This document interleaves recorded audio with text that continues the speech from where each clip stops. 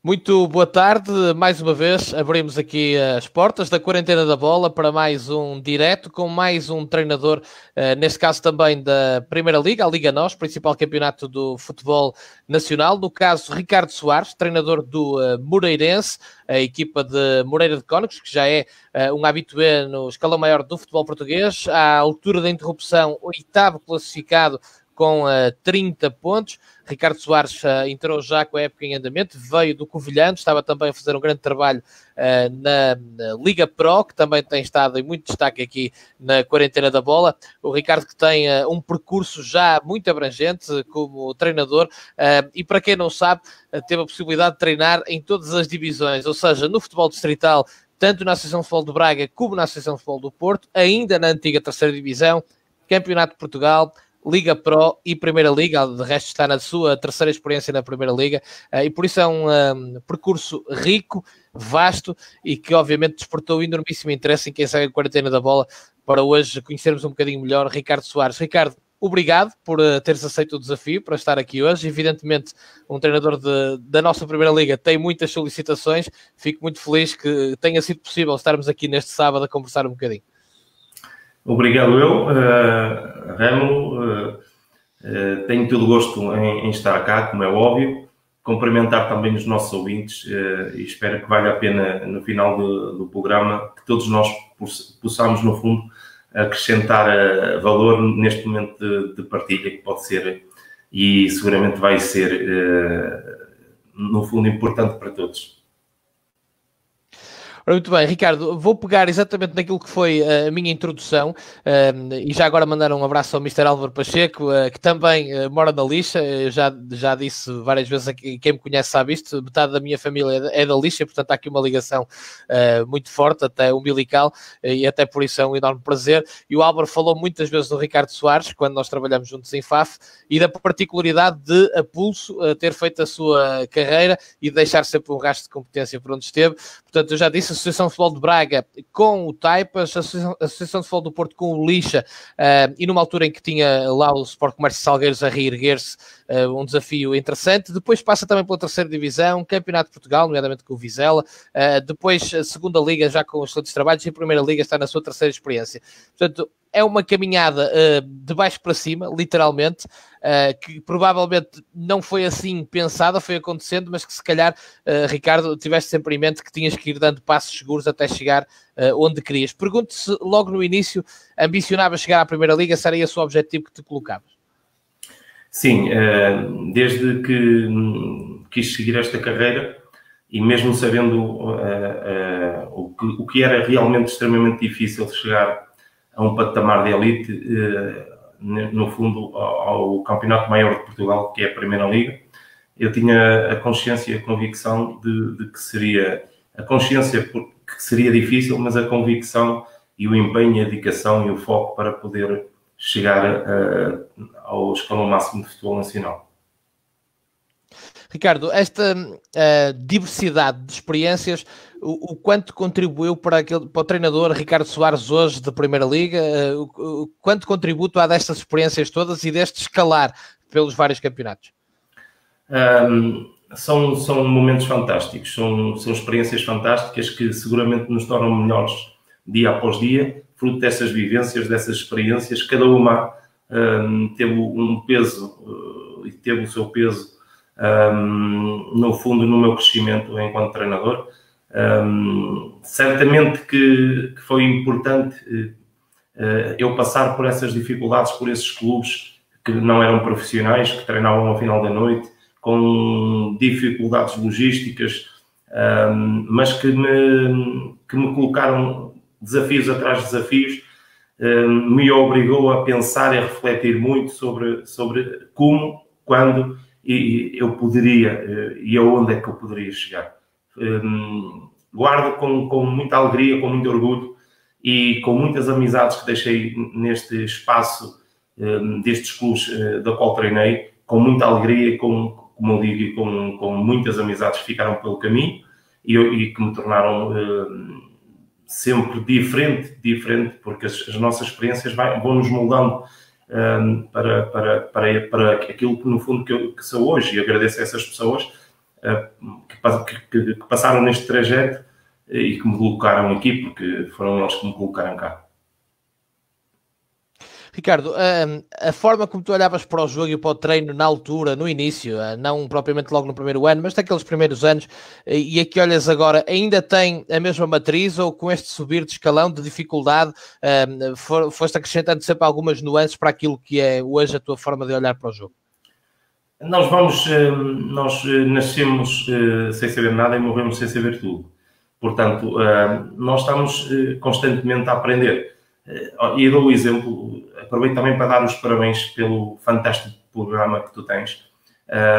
Tenho ido gente com muita qualidade e competência ao teu programa. Eu sou um fã incondicional do Quarentena da Bola. Vi Abel, vi o Nuno, vi o Vasco, vi o Sérgio Vieira, vi o Paulo Alves, tive a oportunidade de ver, e é enriquecedor ver pessoas com grande qualidade e competência da qual nós podemos sempre aprender.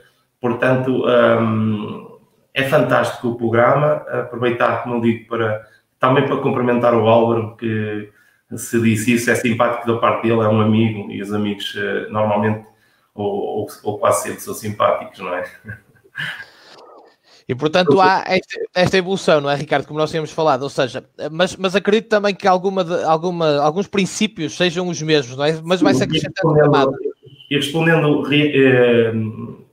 mais concretamente à tua pergunta, nós estamos sempre a evoluir. O jogo traz-nos, e o treino traz-nos uma dimensão tremenda. Porquê? Porque nós estamos sempre a tentar ver mais além.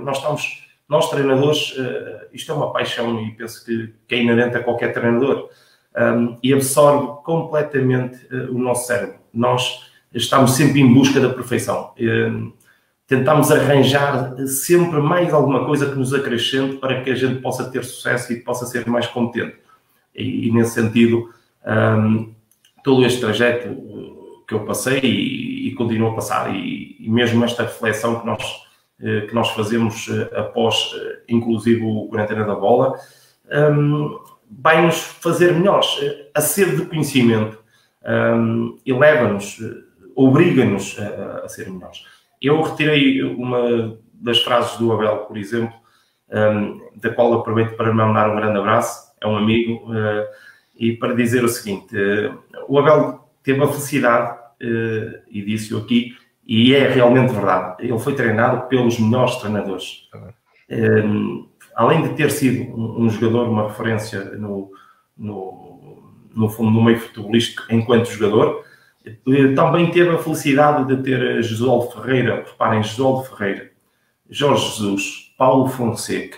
Eu recordo-me, pode-me falhar algumas, ele teve o Inácio, teve um conjunto de treinadores realmente que lhe acrescentaram certamente valor e que fizeram-no refletir sobre métodos de treino, métodos de liderança, como é que eu posso, no fundo, ser melhor treinador. Eu aprendi com todos os treinadores que tive, alguns deles com bastante qualidade, mas não tive os melhores. Eu tive o Carlos Carvalhal, que de facto é um excelente treinador e que na altura me marcou pela positiva, pelo conhecimento que tinha sobre o jogo e até mesmo pela liderança e principalmente pela metodologia. Ele aparece com uma metodologia totalmente diferente daquilo que na altura era um bocado padrão de todos os treinadores. Ele aparece e acaba por ser um revolucionário do treino naquele momento. Portanto, mas mesmo assim, mesmo os outros treinadores que não atingiram um patamar tão elevado, embora tive o Manuel Machado, que também atingiu, e também numa diferente forma de treinar, também me marcou, como aprendi com todos os treinadores, certamente. Mas a minha sede de conhecimento era tal que eu, não tendo estes treinadores, eu vi muitos e muitos treinadores a treinar. Eu pegava cá no meu carrinho, porque a minha paixão em ser treinador era elevada, eu tinha consciência que realmente eu tinha que ter outras valências. E então eu lá pegava no carro, ia a Penafiel e vi inúmeros treinadores. Vi a treinar, por exemplo, o Lázaro Oliveira, o Rui Bento, o Inácio. Vi a treinar o António Souza. Eu vi a treinar o Manuel Cajuba. Vi a treinar o Zé Mota. Vi a treinar o Paulo Fonseca. Embora havia algumas vezes, nomeadamente nesta última parte, em que eu me deslocava aos estádios e chegava lá e tinha que vir embora porque, pronto, no fundo, os estádios estavam fechados, era uma porta fechada. Aconteceu-me inúmeras vezes isso. Às vezes ia ver o Casquilha também, por exemplo, o Nicolau Baqueiro, o Vítor Oliveira, o grande Vítor Oliveira, do qual eu aproveito para lhe mandar um grande abraço, uma referência, certamente, para mim é de certeza e certamente para muitos dos ouvintes que aí estão. E depois ainda tive este cuidado. A minha vontade de aprender era tal que eu tentei me formar, fiz formação em coaching, fiz até treinador do guarda-redes, tirei formação em observação e análise ao jogo, tirei os cursos que tinha que tirar e ia a muitas aquelas jornadas desportivas ao ISMAI e depois ia ao FICDEF. E eu cheguei a ir a Aveiro e a Bragança para ouvir pessoas. Portanto, aquelas jornadas desportivas, e gostava muito. Havia essa sede de aprender, não é? Era, e a consciência que realmente eu precisava de faculdades, precisava de valências. Eu tinha o 6º ano, o 7º ano, e eu tive que tirar o 12º ano, não é? Eu tive que perceber claramente que eu precisava de estudar, precisava de crescer, porque se queria realmente atingir a elite do futebol nacional, certamente que as valências que eu tinha que não me chegavam. Além disso, o que é que eu fiz?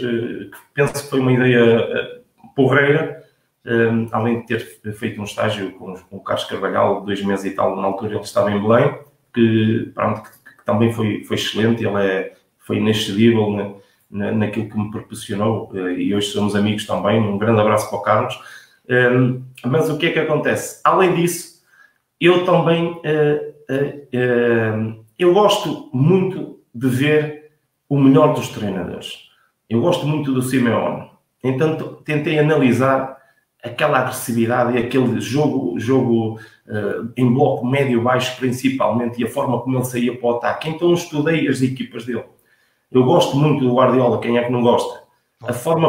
O jogo posicional que ele tem, aquela reação à perda é fantástica.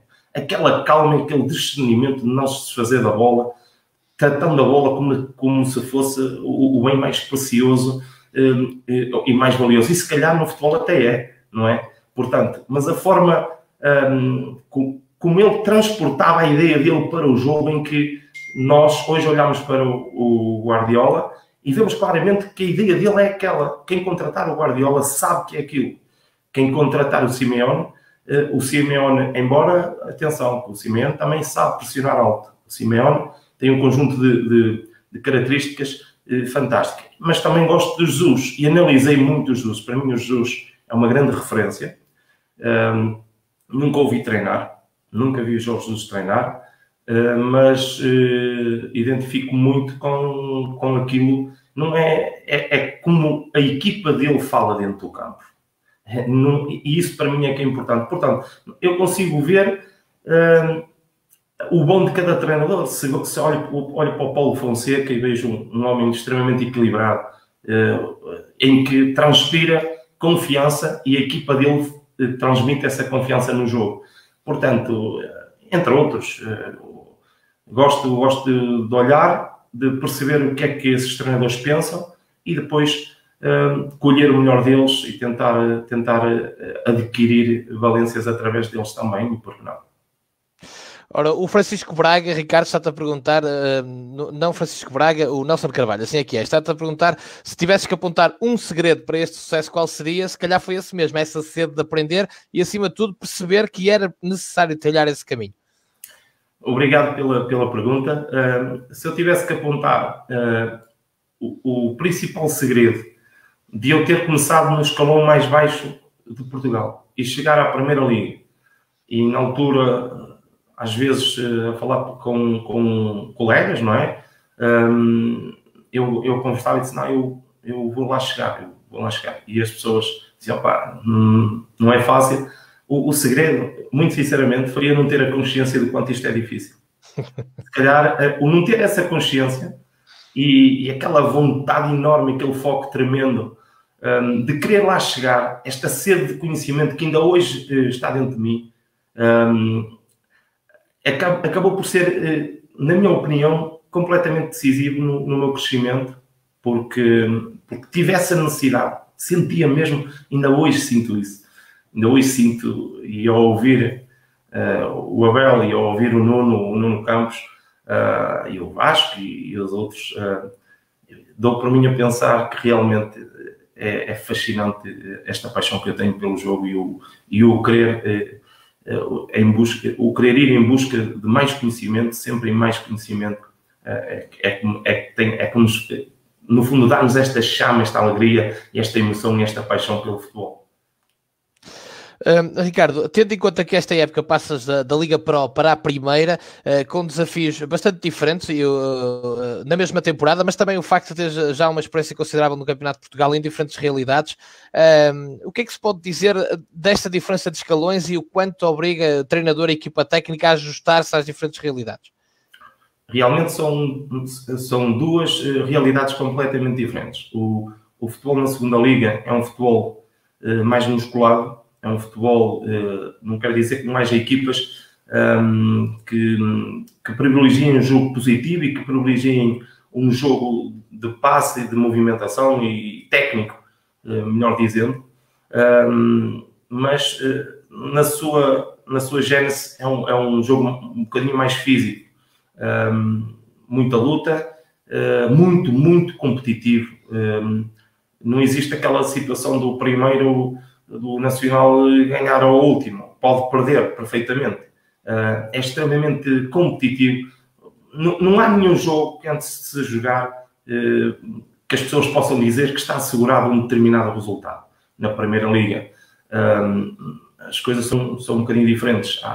Eu acho que na Primeira Liga existe muita competitividade, mas uma competitividade partida, isto é, existe aquela competitividade para serem campeões, em que o Porto e o Benfica são realmente as equipas, porque o Sporting está a passar por um período um bocadinho conturbado, mas vai lá chegar rapidamente porque é um grande. E depois temos um Braga que está próximo dos grandes, um Braga e o próprio Rio Ave, o Famalicão, que é uma surpresa agradável, também se junta um bocadinho a este grupo e faz essa competitividade, essa segunda competitividade para esses lugares. E depois tem ali 7, 8 equipas que são muito competitivas para aqueles lugares, ok? E depois há mais 4, 5, 6 equipas que estão a lutar desesperadamente pela manutenção na prova, que também as torna competitivas. Portanto, eu vejo desta forma as duas ligas, sabendo que, e para não me dispersar, a Primeira Liga o jogo é mais rápido, há um futebol muito mais positivo, as equipas têm a preocupação de jogar bem. Hoje, as equipas em Portugal já têm essa preocupação em ter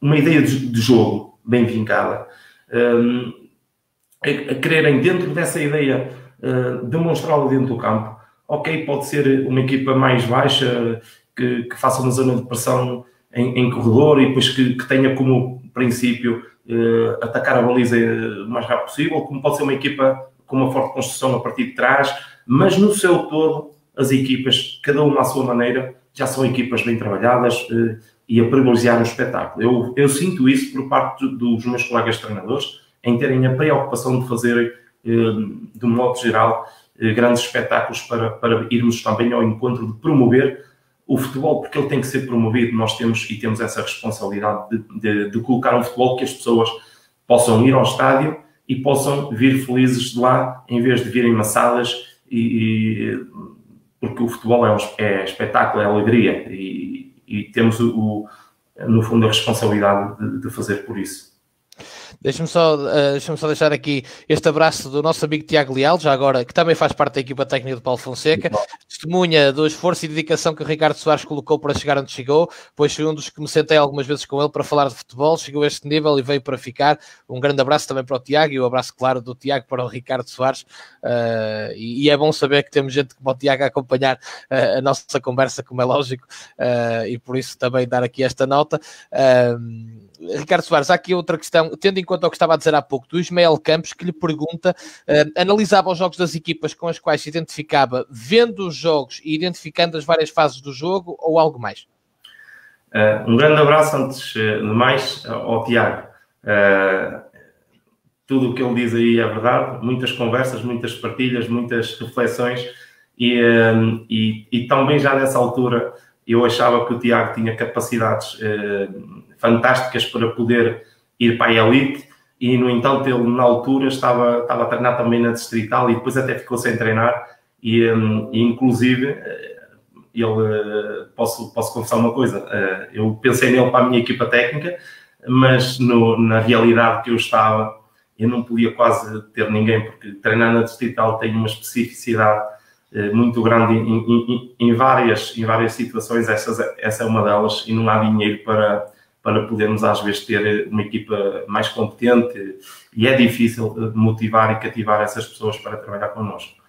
Em relação à minha, no fundo, à minha análise que fazia a esses treinadores, eu fiz análise a vários treinadores. O Jesus, em 2 anos, no mínimo 2 anos, estive a tentar perceber qual a metodologia de treino que o Jesus poderia ter para apresentar dentro do campo tanta competência. Porque eu sempre vi uma enorme competência nas equipas do Jorge Jesus. Enorme. Da mesma forma que deu-me curiosidade para ver como é que o Paulo Fonseca jogava daquela maneira. Mas poucos treinos, 1 ou 2 treinos, mesmo poucos treinos destes treinadores que eu disse que vi treinar, o Paulo eu vi mesmo pouco, porque a porta estava quase sempre fechada e pronto, e não dava para ver. Mas eu tinha a preocupação, da mesma forma que para mim era um desafio tentar ver como é que o Simeone, como é que a equipa dele falava dentro do campo. Um compromisso enorme, aquilo era uma coisa que dava gosto ver o compromisso daqueles jogadores. Eles morriam dentro do campo, eles corriam como se fosse o último jogo da vida deles. Mas atenção, mas tem muita organização lá, muita organização defensiva, muito bem delineado quais os momentos que eles e os espaços que eles atacavam em pressão forte, em pressão alta. Quando a pressão falhava e o adversário, por qualidade, conseguia tirar, eles rapidamente montavam-se cá em baixo com uma organização tremenda e com pouquíssimo espaço entre setores, pouquíssimo espaço entre colegas. Muito difícil para as equipas adversárias jogar. No caso concreto do Jorge Jesus, uma organização defensiva fabulosa. Jogava em alto, jogava médio, jogava baixo.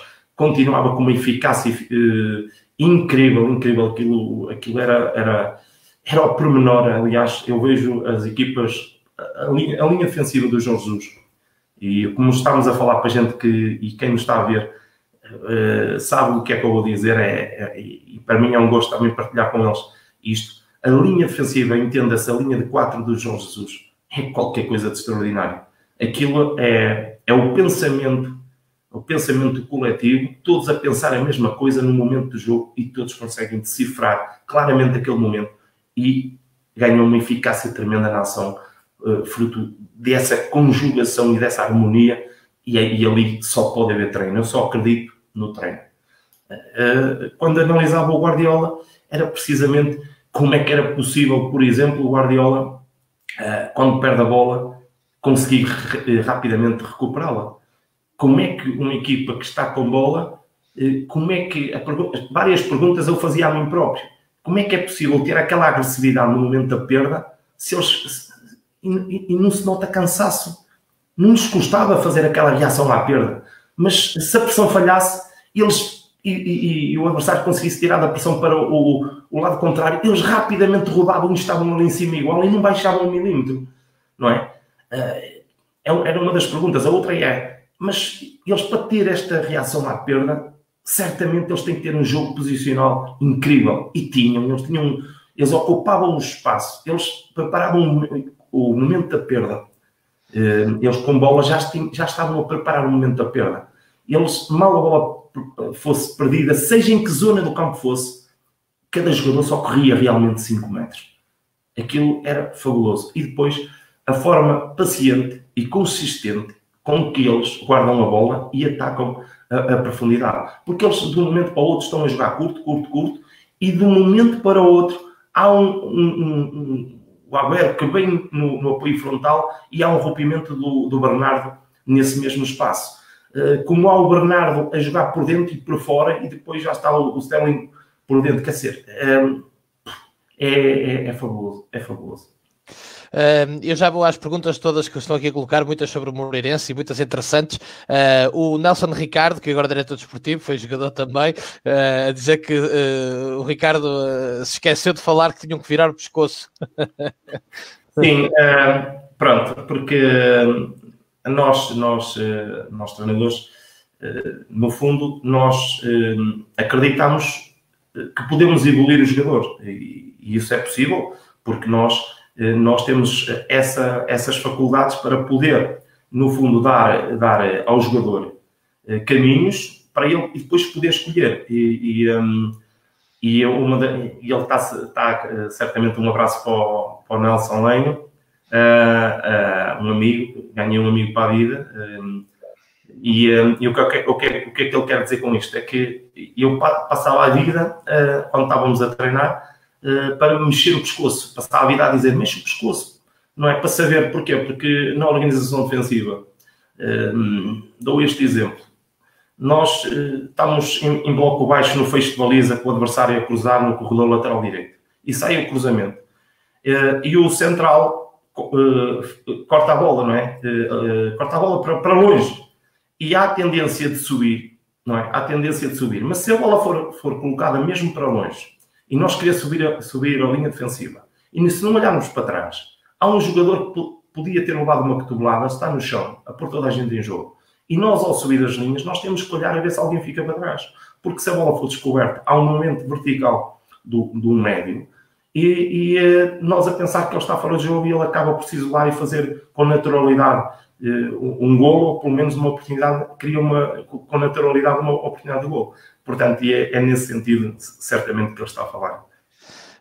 Ora, aqui já falamos dele hoje várias vezes e, portanto, ele aí apareceu, nosso amigo Álvaro, com quem muito aprendi na última época em FAF.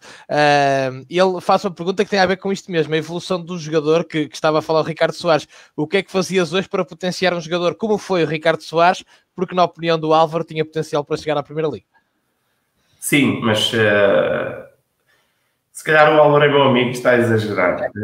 Não sei se é bem assim, não sei se teria capacidade para jogar ao mais alto nível. Joguei de acordo, entendo eu, com aquilo que trabalhei para jogar. Se fosse hoje, provavelmente havia muitas coisas, porque nós, com 20 anos, não pensámos da forma que hoje a experiência de vida nos faz, no fundo, estar e pensar, e formas de estar também. E é certo que por vezes nessas idades, e por isso é que eu, como treinador, tenho essa preocupação. Estes jovens, tentar sempre aconselhá-los e principalmente ir buscar o melhor deles. Nós às vezes olhamos para um jogador e ele tem um potencial enorme e ele pode passar 10 épocas e não consegue transportar para o jogo todo o seu potencial. E eu tenho muita preocupação com isso. Eu faço muito treino específico. Sou um fervoroso, no fundo, está-me a falhar aqui a palavra, de insistir nesse treino, não é? Sim, porque quanto melhor for um jogador individualmente, melhor será coletivamente. E nós, às vezes, há jogadores que eu costumo dar este exemplo, há ali umas ervas daninhas que estão a estragar o jardim. E nós, treinadores, se for lá tirar, não é dar talento aos jogadores, porque eu não acredito que dei talento a nenhum dos meus jogadores. A experiência diz-me que eu não dou talento aos jogadores. Quem tem o talento são os jogadores. O que é que nós, treinadores, podemos fazer? é potenciar o talento deles, com treinos específicos, seja de... Eu dou um exemplo, há um jogador que bate bem na bola, não é? Mas ele pode bater bem na bola e a bola nunca ir para a baliza sequer, não ter direcionalidade. E às vezes é um pormenor de um apoio, de um gesto técnico e de uma repetição e de um feedback que o treinador lhe dá, desde que tenha esse conhecimento, porque é preciso ter conhecimento. Não se vai chegar ali e não se vai dizer, olha, a recepção orientada é... Não, tem que se dizer e ensinar de acordo com a evolução para o fazer crescer. E pronto, eu sou muito apologista disso. É verdade que se eu tivesse tido, e eu não dei de culpa a nenhum dos treinadores, a responsabilidade foi minha, se calhar podia ter feito mais qualquer coisa. Podia, mas a responsabilidade não é dos treinadores, a responsabilidade é minha, porque se eu tinha talento, tinha que trabalhar o talento, e se calhar faltou-me capacidade de trabalho para desenvolver o talento quando o deveria desenvolver, e depois, quando adquiri esta maturidade, já era tarde para dar o salto. É este o meu pensamento. Ricardo, vamos entrar aqui em algumas questões mais técnicas e há aqui muitas perguntas muito interessantes. Eu prometo que vou tentar colocar todas. Vamos começar com o primeiro desafio para chegar ao outro. Eu tive a oportunidade de ver logo no início da tua caminhada no Covilhã o jogo com o Famalicão, por exemplo, que depois se transformou neste Famalicão que toda a gente que gosta de futebol positivo e bem jogado admira. Perguntar se podes contar um bocadinho à partida para esse jogo os segredos, não é? O trabalho que foi feito para, numa equipa que era na altura desconhecida, não é? Conseguir fazer aquela grande exibição no estádio do Famalicão, ainda por cima, e surpreender. Para quem não se lembra, foi na Taça da Liga e logo no arranque da época, e causou um enorme choque, mas também deixou claro ao que ia aquele Covilhã este ano. Sim, nós pronto, ainda era numa fase muito precoce da época, nós ainda estávamos a colocar o nosso modelo de jogo. E o nosso modelo de jogo, a nossa ideia de jogo para o Covilhã, para o Sporting da Covilhã, aproveito também para mandar um grande abraço ao Presidente e a todos os jogadores do Covilhã. Passei lá mandar-lhe um abraço também. E toda a estrutura do Sporting da Covilhã. Um clube que me marcou pela positiva, com gente muito afável, espetacular. Mas ir à pergunta que me colocaste. A ideia que nós tínhamos para o Sporting da Covilhã era uma organização forte, defensiva, no começo, trabalhar a organização forte, defensiva, bloco médio e sair numa primeira fase em transições, não apostando muito numa primeira fase de construção, ir ao primeiro ganhar sustentabilidade defensiva, equilíbrio defensivo, porque um treinador vive de resultados. E era importantíssimo começarmos bem, porque a segunda liga tem este pormenor. Começas mal, não é só a segunda liga, mas na segunda liga mais, podes ir depois não ter capacidade para recuperar. Então o objetivo era colocar uma equipa forte, principalmente em organização defensiva e transições. Mas o objetivo, e a minha ideia de jogo, era, primeiro, como eu digo, pôr a equipa equilibrada para o resultado desportivo e depois acabar um jogo extremamente positivo, com construção a partir de trás, dominar um maior tempo de jogo útil durante um jogo de futebol. Era isso que nós queríamos, mas havia etapas e nós sabemos e definimos claramente o caminho. O caminho teria que ser este, e quando chegasse aqui era uma equipa pressionante, agressiva ofensivamente, a jogar em meio campo, com um futebol extremamente positivo e de posse, e esta era a ideia que nós tínhamos para o Sporting da Covilhã, mas com estas etapas. E então, nesse momento desse jogo, a equipa estava já com uma organização defensiva extremamente boa, ao nível do espaço entre setores, em termos defensivos, estava extremamente compacta e equilibrada. Os jogadores perceberam claramente qual era, até porque tivemos a oportunidade de explicar o que é que nós pretendíamos para a época. E os jogadores estavam plenamente nessa altura já identificados para jogar dessa maneira. Ao nível das transições, também já estávamos num nível muito elevado. E também outra particularidade, que era, nós conseguíamos, fruto dessa organização, nós conseguíamos pressionar muito bem em bloco médio, mas se nós estivéssemos a jogar no último terço do campo e perdêssemos bola, nós rapidamente tínhamos uma forte reação à perda. Já estávamos num nível bom para estar um pouco de treino. E aí tenho que dar um grande valor aos excelentes profissionais e que tinham qualidade, porque sem qualidade não se consegue fazer isto, dos jogadores de Covilhã. Foi a equipa que mais cresceu em menos tempo que eu tive até hoje. Teve um crescimento muito, muito rápido. Se me perguntas se era uma equipa de posse, não era. Não foi isso que eu treinei. Não foi isso que a minha equipa técnica treinou. A minha equipa não treinou isso. Portanto, era forte nisto. E depois o conhecimento que nós tínhamos com o adversário. Uma equipa que tinha um conjunto de jovens com muita, muita qualidade. Fábio Martins dispensa apresentações. Depois tenho o Pedro Gonçalves, grande jogador. Resumindo, eu nem queria estar aqui a dizer muito os nomes, porque tinha uma equipa sem dúvida fabulosa e jovens, mas jovens com maturidade, tecnicamente, principalmente tecnicamente evoluídos. E uma ideia de jogo, nós observámos muito, muito, porque eu queria mesmo, nós queríamos mesmo passar à fase de grupos, porque iria, no fundo, fazer crescer a equipa, dar-lhe um nível de competitividade de jogos mais forte para nós colocarmos a equipa mais forte. E precisávamos muito de passar à fase de grupos e com equipas destas para nos dar também confiança para o futuro. Então vimos que era uma equipa bem trabalhada, com uma primeira fase de construção excelente, o João Pedro, um excelente trabalho.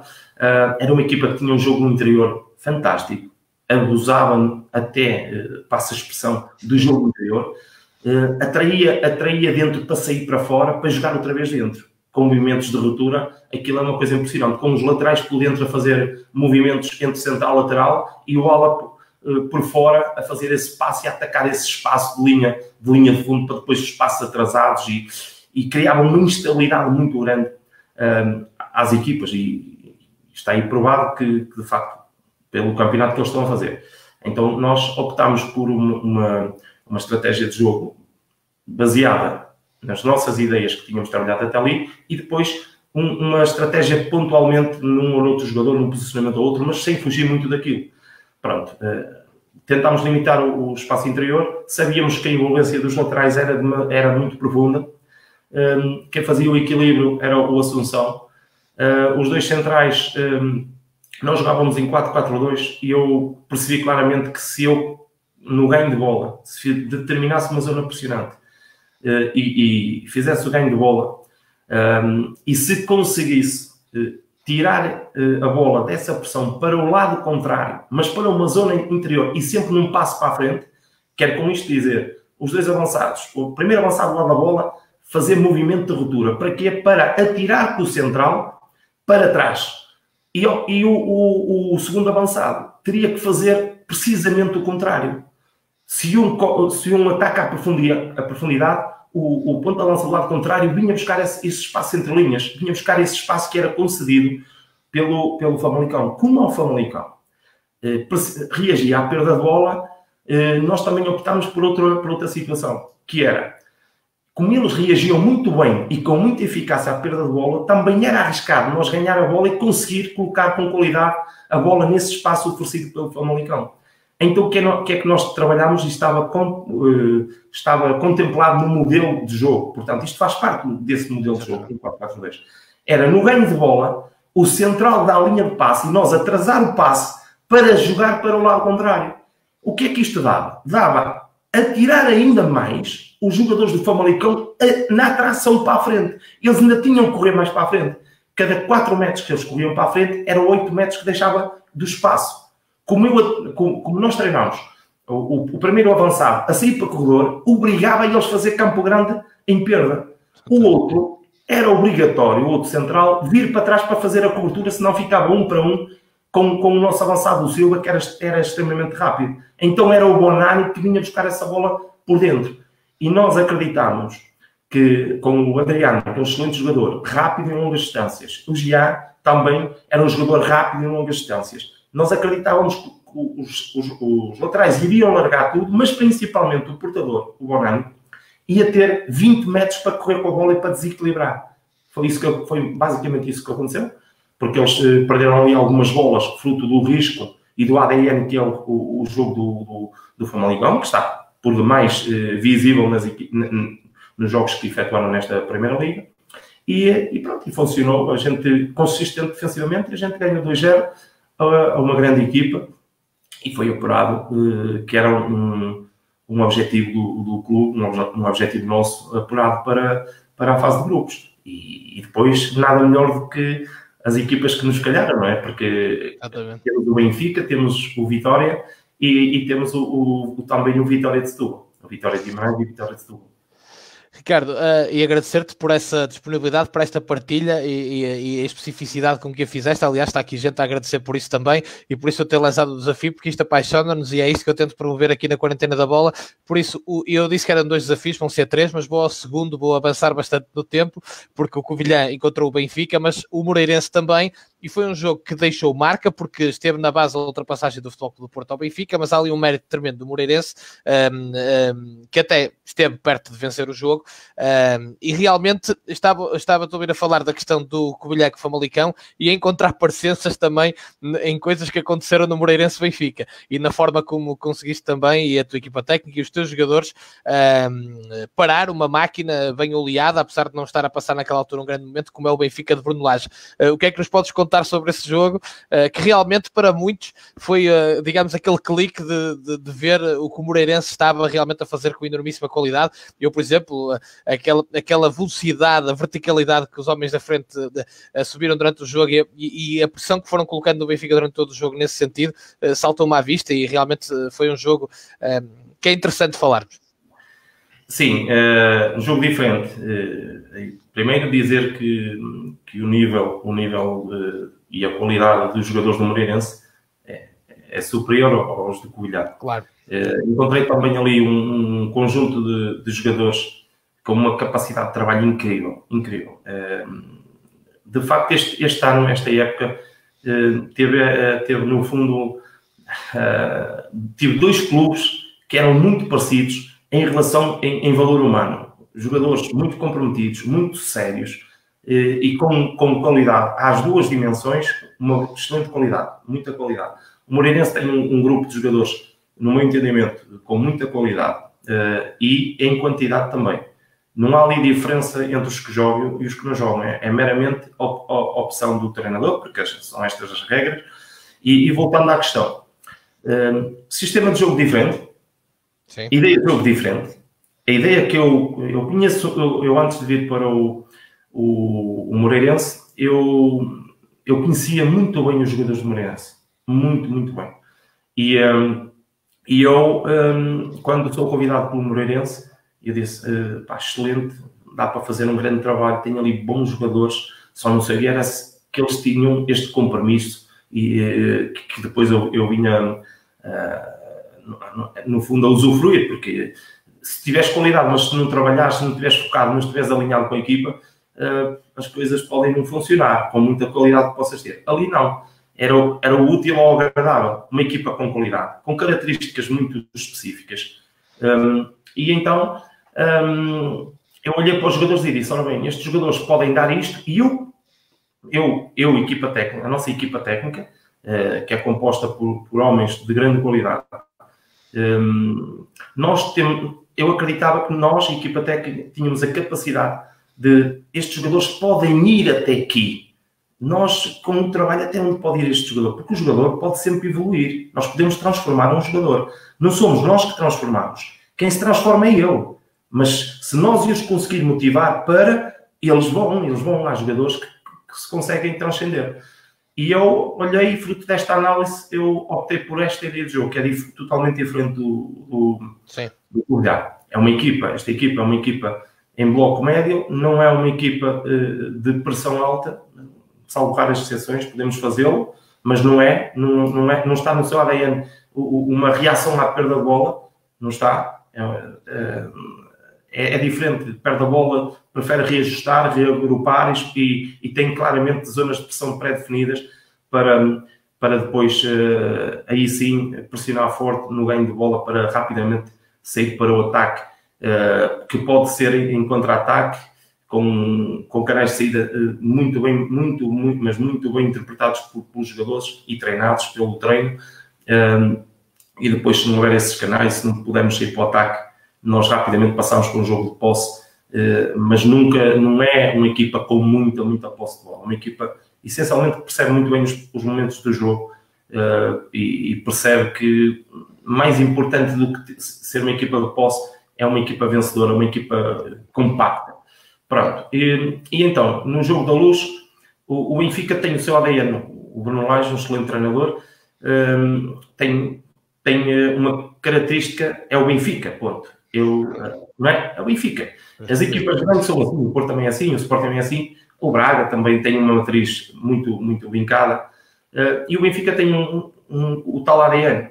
Então, a jogar na Luz, e em primeiro lugar, com a confiança que eles jogam naquele estádio, alicerçada num apoio incondicional dos seus adeptos, é uma equipa extremamente forte. E então, nós tínhamos consciência que não iríamos ter tanta bola como queríamos. Sabíamos claramente que não ia ser isso que o jogo ia dar. O que é que nós fizemos? Nós entendemos que se nós conseguíssemos limitar novamente o espaço interior, porque são jogadores que buscam esse espaço, mas têm jogadores que conseguem ter uma tomada de decisão e descobrir espaço, às vezes, onde quase não existe. O Pizzi, o Tarap, pronto. E nós sabíamos que se nós tivéssemos as duas linhas muito juntas, muito compactas, e fruto do posicionamento que o Benfica adota, nomeadamente do seu lateral direito, o Tomás Tavares, que se projeta constantemente, está quase como ala, ou quase sempre como ala, como extremo, atirando o Pizzi ligeiramente para dentro e fica ali com um espaço entre linhas para a bola chegar. Por vezes também acontece estar o Pizzi por fora e o Tomás por dentro. Portanto, e nós sabíamos que eles iam tentar jogar por dentro. E então o que é que nós fizemos? Pouco espaço entre linhas, porque se eles começassem a perder passe, eles iam começar a jogar por fora. E então o que é que nós fizemos? Ora bem, nós treinámos, mas isto está contemplado, isto não é estratégia, não me lembrei, nessa semana, começar a fazer isto. Não, isto é um trabalho que faz parte da ideia de jogo que eu coloquei para o Moreirense. E não só por causa do Benfica, não é? Não, porque havia outras equipas que podiam nos colocar esse tipo de dificuldades e nós rapidamente passávamos para esse método. E que é basicamente este. O que é que o Benfica fazia? O Benfica tentou jogar por dentro e nós tapámos. Não tinha espaço porque estavam a perder bola. E nós não defendemos para destruir. Não, o nosso objetivo era simplesmente defender para atacar. São coisas totalmente distintas. Nós queríamos ganhar na Luz. E jogámos com esse intuito, mas não é jogar de dizer da boca para fora. Nós provámos com as oportunidades de gol que tivemos. É verdade que o Benfica também teve, mas nós tivemos ali um conjunto de oportunidades que nos podia ter dado a vitória, inclusive 2-0. O que eu quero dizer é que sabíamos que o Benfica ia jogar então, para não perder o raciocínio, ia começar a jogar por fora. Ao jogar por fora, o que é que para nós havia ali alguma dificuldade? Era, se o Benfica atraísse na esquerda pelo Grimaldo e houvesse um passo para o Samaris e o Samaris conseguisse fazer essa variação de flanco para o Tomás Tavares, podíamos criar um problema se nós não tivéssemos a linha 4-1-4. O que é que nós fizemos? O ala do lado esquerdo não fez linha de 5, mas quebrou a linha média e veio para uma linha muito parecida com a do Fábio Pacheco, mas obviamente em corredor, numa zona interior, mas mais para corredor. Ok? Quando o Benfica fazia isso, o que é que isto permitia? Permitia duas coisas fantásticas.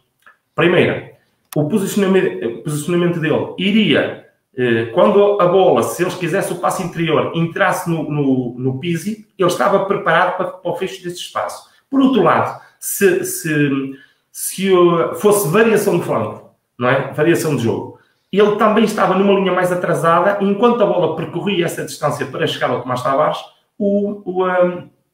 neste caso, quem lá estava era o Gabrielzinho, que depois saiu muito cedo, porque isto obrigou a um desgaste muito grande, e eu, aos 50 e poucos minutos, coloquei lá o Machado precisamente para me fazer isso, porque estávamos a perder alguma agressividade de deslocamento. A velocidade de deslocamento e o timing de deslocamento para ocupar esse espaço não estava de acordo com aquilo que o jogo estava a pedir, fruto de algum cansaço do excelente jogo que o Gabriel fez, principalmente na primeira parte, porque depois ainda tem que atacar.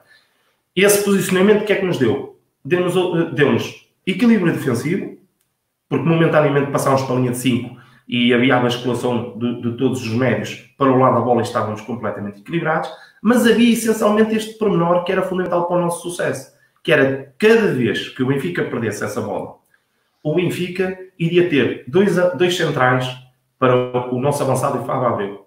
Se nós conquistássemos a bola por dentro, o Fábio Abreu vinha de apoio frontal e o médio saltava para o apoio frontal para sair por fora, certo? Se ganhássemos a bola em corredor, o Fábio Abreu deslocava-se para o corredor, para o lado da bola, e era o médio do lado contrário que ia buscar o tal espaço por dentro e iria receber essa bola e iria ter novamente 30 ou 20 metros para atacar, com várias linhas de passe e canais de saída completamente identificados em treino, e depois no jogo nós tínhamos a certeza que esses espaços iriam acontecer, que era o movimento vertical do ala contrário na vertical em corredor, o ponta-lança que saiu para corredor também lá estava, e o médio do lado da bola, fruto do posicionamento dele, neste caso até vou pôr nomes para nós perceber melhor, fruto do posicionamento do Gabrielzinho e depois do Machado e o Pedro Nuno, que depois toquei o Machado, que eles estavam 4 metros à frente do Tomás Tavares.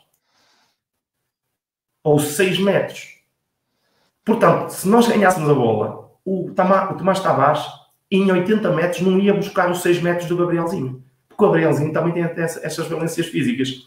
Então, no ganho de bola, nós acreditávamos que com estes canais de saída, nós iríamos pôr o Benfica em sentido. Íamos criar instabilidade. E todos nós sabemos que criando instabilidade em clubes com a dimensão do Benfica, pode perturbar a equipa. A equipa pode ficar ansiosa, pode ficar desconfiada. E se nós conseguíssemos essa desconfiança para o Benfica, nós podíamos trazer um resultado positivo. E foi isso que aconteceu. Nós fizemos gol, podíamos ter feito 2-0, e depois, só numa parte final, é que eu, também devidamente treinado, e também acreditava nisso, nós colocámos o Steven Vitória aos 90, só aos 90 minutos, para segurar o resultado.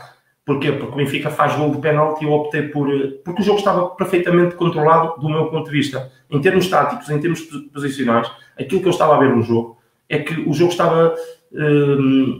assim, o jogo nunca está seguro contra uma equipa como o Benfica. Tem jogadores que resolvem um jogo de um dia para o outro, de um momento para o outro. Sim. Mas não nos podemos esquecer disso.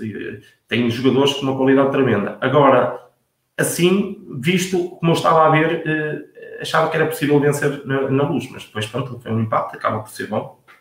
Foi sempre bom. E foi esta a estratégia que nós adotámos para a Luz. É ligeiramente diferente, mas no fundo o atacar em 5 segundos prevaleceu igual.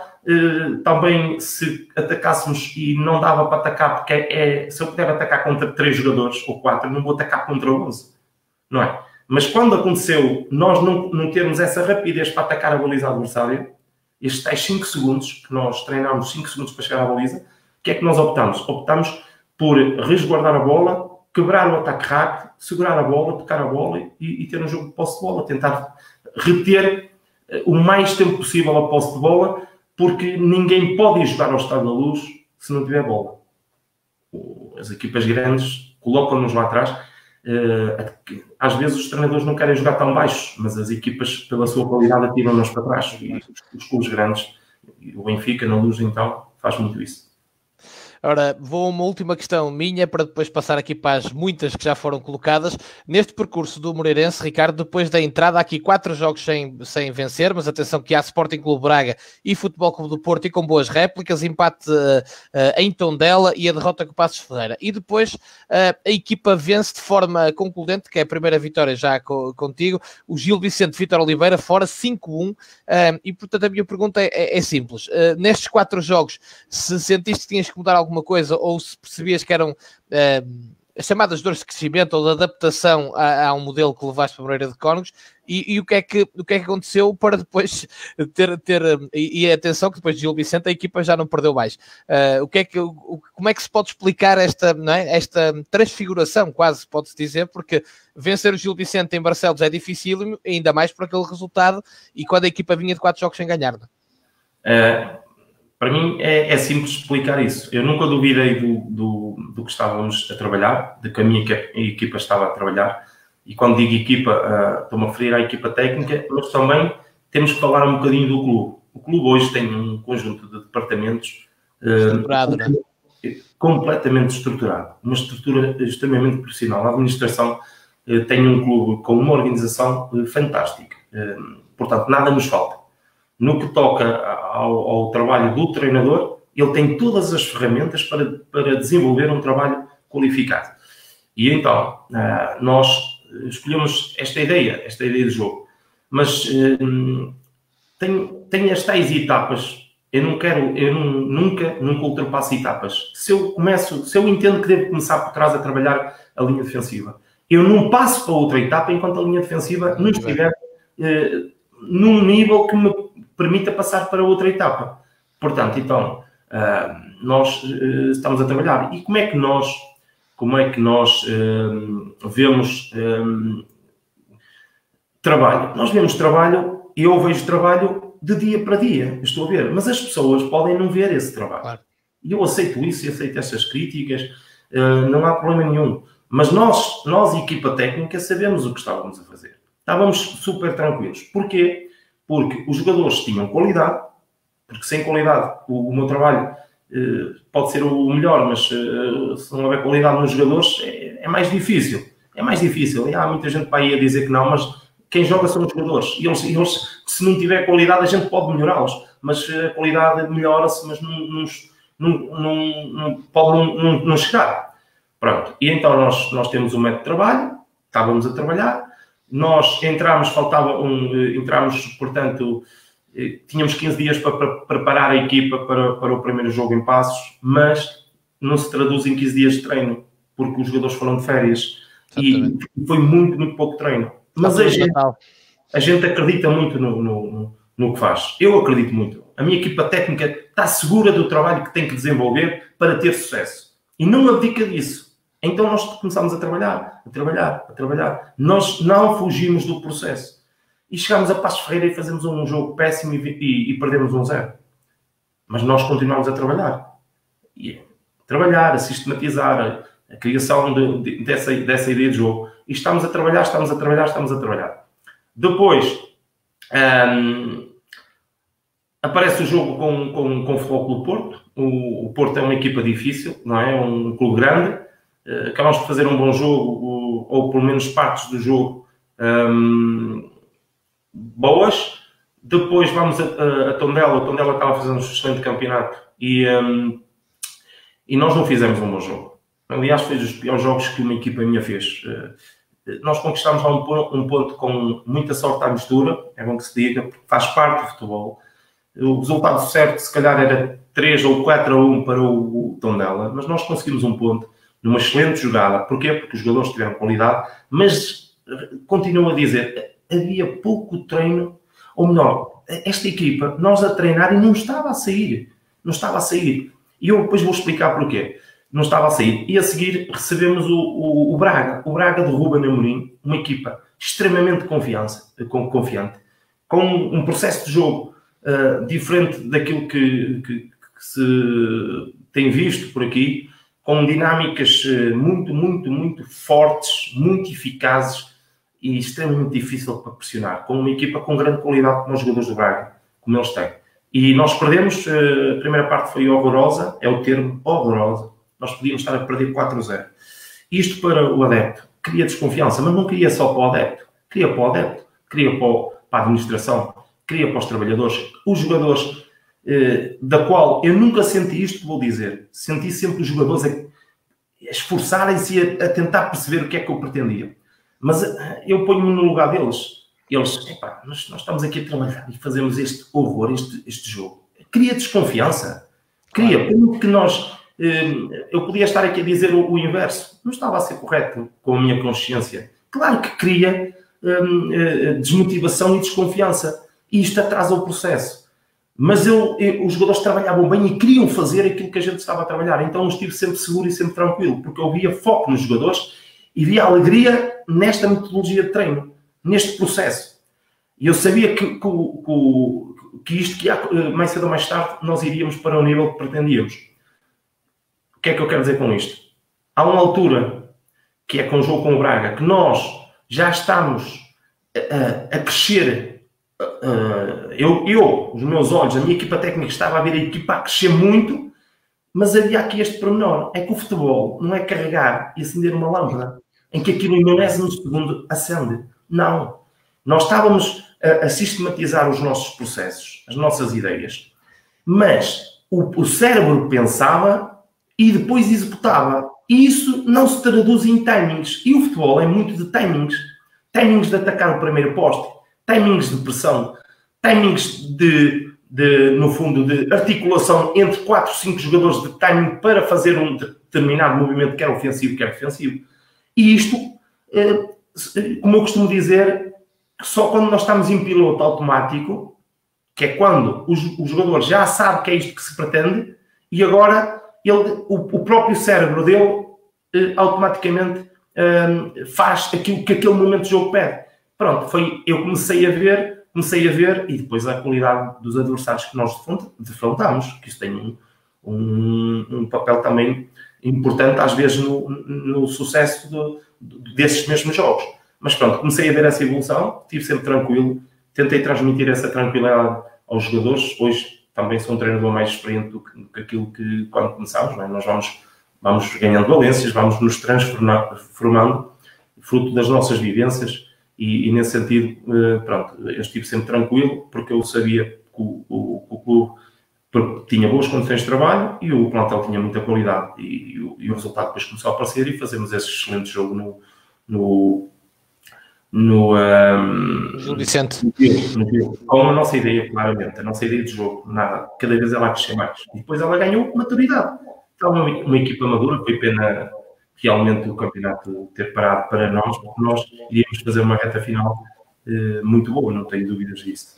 Aliás, isso vai ao encontro, e vamos passar então aqui para as muitas questões, vai ao encontro de uma das questões que lhe foi colocada, do Márcio Pinto, que diz, nos últimos 6 jogos Moreirense, 3 vitórias, 3 empates, registro 12 golos marcados, apenas 5 sofridos, a 10 jogos do final com 30 pontos em disputa. Até onde poderia ir este Moreirense se não fosse a paragem? Pois, é uma excelente pergunta, obrigado pela pergunta também. A equipa estava completamente estável, uma organização defensiva forte, coesa, a perceber muito bem os vários momentos de jogo. Porquê? Repito, pela qualidade dos jogadores, ok? Que não haja dúvidas. Os jogadores, e quando digo qualidade do jogador, o que é qualidade de um jogador? A qualidade de um jogador é ele superar-se todos os dias, é ele chegar ao treino e querer ser melhor, é ele ouvir o treinador, é ele querer saber o porquê disto e questionar o treinador. E o treinador tinha gosto, era uma alegria enorme. É uma alegria enorme eu responder às dúvidas dos meus jogadores. Não sei se me estou a fazer entender. Sim. E portanto, só para nós ter uma ideia, nós estamos a trabalhar o processo defensivo e eu dizia, nós vamos ser uma excelente equipa a defender. Uma excelente equipa. Mas depois fomos a passos e sofremos um gol. E depois sofremos 4 com o Porto. E depois sofremos mais 2. E está-se a sofrer golos. Quer dizer, e eu sempre a dizer, não, calma. Vocês vão ver que nós vamos ser, entre aspas, uma máquina defensiva. O que é certo é que nos últimos jogos o Moreirense só sofreu golos de bola parada. Não sei se alguém reparou nisso. Exatamente. Ou o penal de canto. Portanto, já está uma equipa extremamente eficaz no processo defensivo. E também a questão do ataque. Nós defendemos para atacar. Não defendemos para destruir. A minha equipa joga sempre em busca do golo. Eu sou um treinador que a minha equipa técnica privilegia isso. Estamos todos em sintonia. Nós preparamos os jogadores para jogar sempre em função da baliza adversária. Nós queremos atacar a baliza adversária sempre.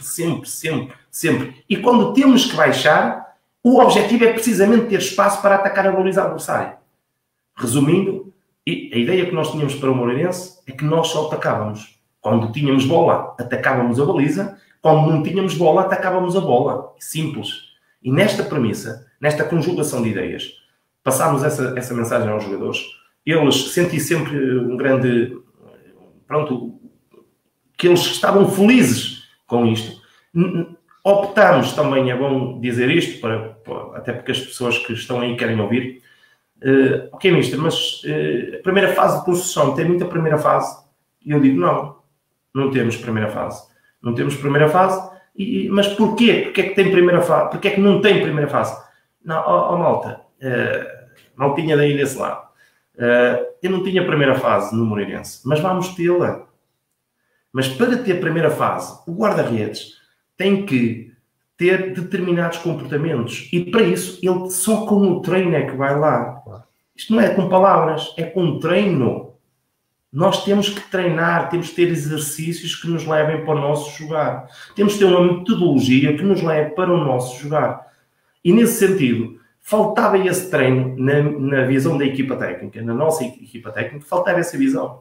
Então temos que trabalhar isso, como também temos que trabalhar os posicionamentos, quer dos centrais, e a forma como é que a bola vai sair. E como, isto é tudo muito bonito, mas então porquê é que não começaste logo a fazer isso? Não comecei, sabem porquê, malta? Porque o futebol ensinou-me que o futebol é ganhar. E eu vou dar este exemplo, vou sair um bocadinho deste tema para falar numa situação, não quero... Respeito toda a gente, atenção, eu respeito muito, ainda agora vos falei, gosto do Simeone, depois gosto do Guardiola, são treinadores completamente diferentes, mas também gosto de Jesus. Se ele fala bem ou se ele fala mal, a equipa dele fala dentro do campo. Ele diz as coisas certas por palavras erradas. Eu não quero dizer as coisas erradas por palavras certas. Ok? Eu não quero isso. Quero dizer as coisas certas por palavras erradas. E depois dentro do campo a tua equipa é que fala. Não é eu estar aqui a falar e depois não ser congruente com aquilo que aparece ao domingo. Porque um golo, de se fazer 10 toques ou 15 toques e fazer golo, todas as equipas o fazem. Todas. Vamos buscar todas as equipas. Há sempre um jogo. Olha, até vos digo mais. Um grupo de amigos que joga todos os fins de semana sem treino, também faz esse golo de 20 toques. Nós vemos que faz esse golo com 20 toques. Eu estava no Vizela, no primeiro ano, voltando então ao que queria, para que as pessoas também me possam conhecer e possam saber a minha ideia. Eu estava no Futebol Clube Vizela, um abraço para Vizela, um clube que me marcou pelos valores humanos com que estão enraizados no clube. É uma coisa fantástica. Então tive um presidente que quero lhe mandar aqui um abraço, que eu sei que provavelmente ele pode não estar a ver, mas se alguém vir pode mandar esse abraço, que é o Dr. Eduardo Guimarães, uma pessoa fantástica, um presidente de excelência. Estava eu a dizer, eu fui para o CDP e o clube subiu, a equipa subiu, não é? Fruto de muito trabalho, desde o roupeiro, fantástico, até o tratador de relva, os adeptos fantásticos, exigentes, muito exigentes. Um abraço para os adeptos do Vizela também. E nós jogávamos em 4-3-3, dominávamos a maior parte dos jogos e tínhamos posse de bola, era muita posse de bola, primeira fase de construção forte, tudo. Era uma equipa que era essa a ideia de jogo. No ano seguinte, houve alguma indefinição, porque ia entrar assado, mas não entrou. E depois nós não sabíamos o que é que podíamos contar e tivemos que fazer um orçamento possível. E eu fiquei saíram-me 6 jogadores titulares e eu renovei com 18. Isto quer dizer que ficou muita gente que normalmente não jogava numa divisão acima. Grandes profissionais tinham o valor deles, mas para a divisão que estávamos nós tínhamos que ter algum cuidado, e nós já lá vamos ao meu raciocínio, mas tínhamos que ter algum cuidado nessa situação. Então eu pego, e a ideia, reparem bem, numa ideia, e no ano seguinte, eu tenho uma ideia totalmente diferente. A ideia para o ano seguinte, com treino, com trabalho, era bloco baixo e transições. Eu passo de um jogo, de uma ideia de jogo para outra, sem problemas. Eu conheço o jogo, eu sei o que faço. Eu acredito em mim e na minha equipa técnica. Tenho gente muito competente na minha equipa técnica. O Maurício Vaz é um homem extremamente leal e competente. Eu tinha o Bruno Pinto, que era o treinador de guarda-redes, que me pôs o Pedro Albergaria, que é um excelente guarda-redes, um abraço para o Pedro, a fazer a primeira fase de construção. Não é? Mas no ano seguinte, eu não quis que o Pedro saísse a jogar. Não é? Mas tinha um treinador de guarda-redes que trabalhou comigo sempre, agora não trabalha comigo porque não foi possível, mas trabalhava. Depois tinha os outros adjuntos, que o Luís Guimarães, que era um analista fantástico. E tinha o Tiago, que também era um excelente elemento, um grande treinador. Resumindo, eu não tinha adjuntos, eu tinha treinadores ao meu lado, que me ajudavam e que sabiam perfeitamente o que é que nós, enquanto equipa, queríamos para o Vizela. Então, no ano seguinte, a gente colocou outra ideia de jogo. E teve sucesso. Porque eu entendia que aquela equipa, para a divisão que estava, podia jogar aquela ideia de jogo e podia ir até aqui. E foi. Nós estávamos em 6º ou 7º. E eu não quero ser interpretado, nem mal interpretado. Não é esse o sentido. A pergunta, nesse ano, infelizmente, a equipa desceu de divisão com muita mágoa minha, porque o Vizela permitiu-me dar o salto para a Primeira Liga, não me quis cortar as pernas, e eu hoje sinto uma mágoa tremenda, porque eu saí porque as pessoas foram boas, ajudaram na minha carreira, não quiseram compensação financeira, porque se o quisessem, provavelmente o Sr. Francisco Carvalho iria colocar o treinador nos Chaves, e nós temos que apanhar as coisas, porque não sabemos o dia da manhã. Podia ser uma oportunidade que depois não poderia não ter, porque há muitos bons treinadores por aí. As pessoas que não pensem que só os da Primeira Liga que são bons. Há muito bom treinador por aí. E, inclusive, alguns que já apareceram aí, que eu já vi, que são excelentes treinadores, que eu conheço o trabalho deles. Pronto. E o que é que acontece? Então, o clube desceu. A pergunta que eu faço a todos, ou a reflexão que faço é: será que a nossa ideia de jogo, e nós não abdicarmos dela porque só temos essa tal ideia, só temos essa, desenquadrada num clube que não tem os jogadores para essa ideia, e a ideia não quer dizer que não se possa fazer a ideia, mas é preciso tempo, e no futebol não há tempo, há resultados. Aqui em Portugal, perdes 2 jogos, és despedido. Eu nunca perdi 3 jogos. Não sei se as pessoas sabem. As minhas equipas nunca perderam 3 jogos seguidos. 3, e eu já fui despedido 2 vezes. Mesmo assim, né? Mesmo assim.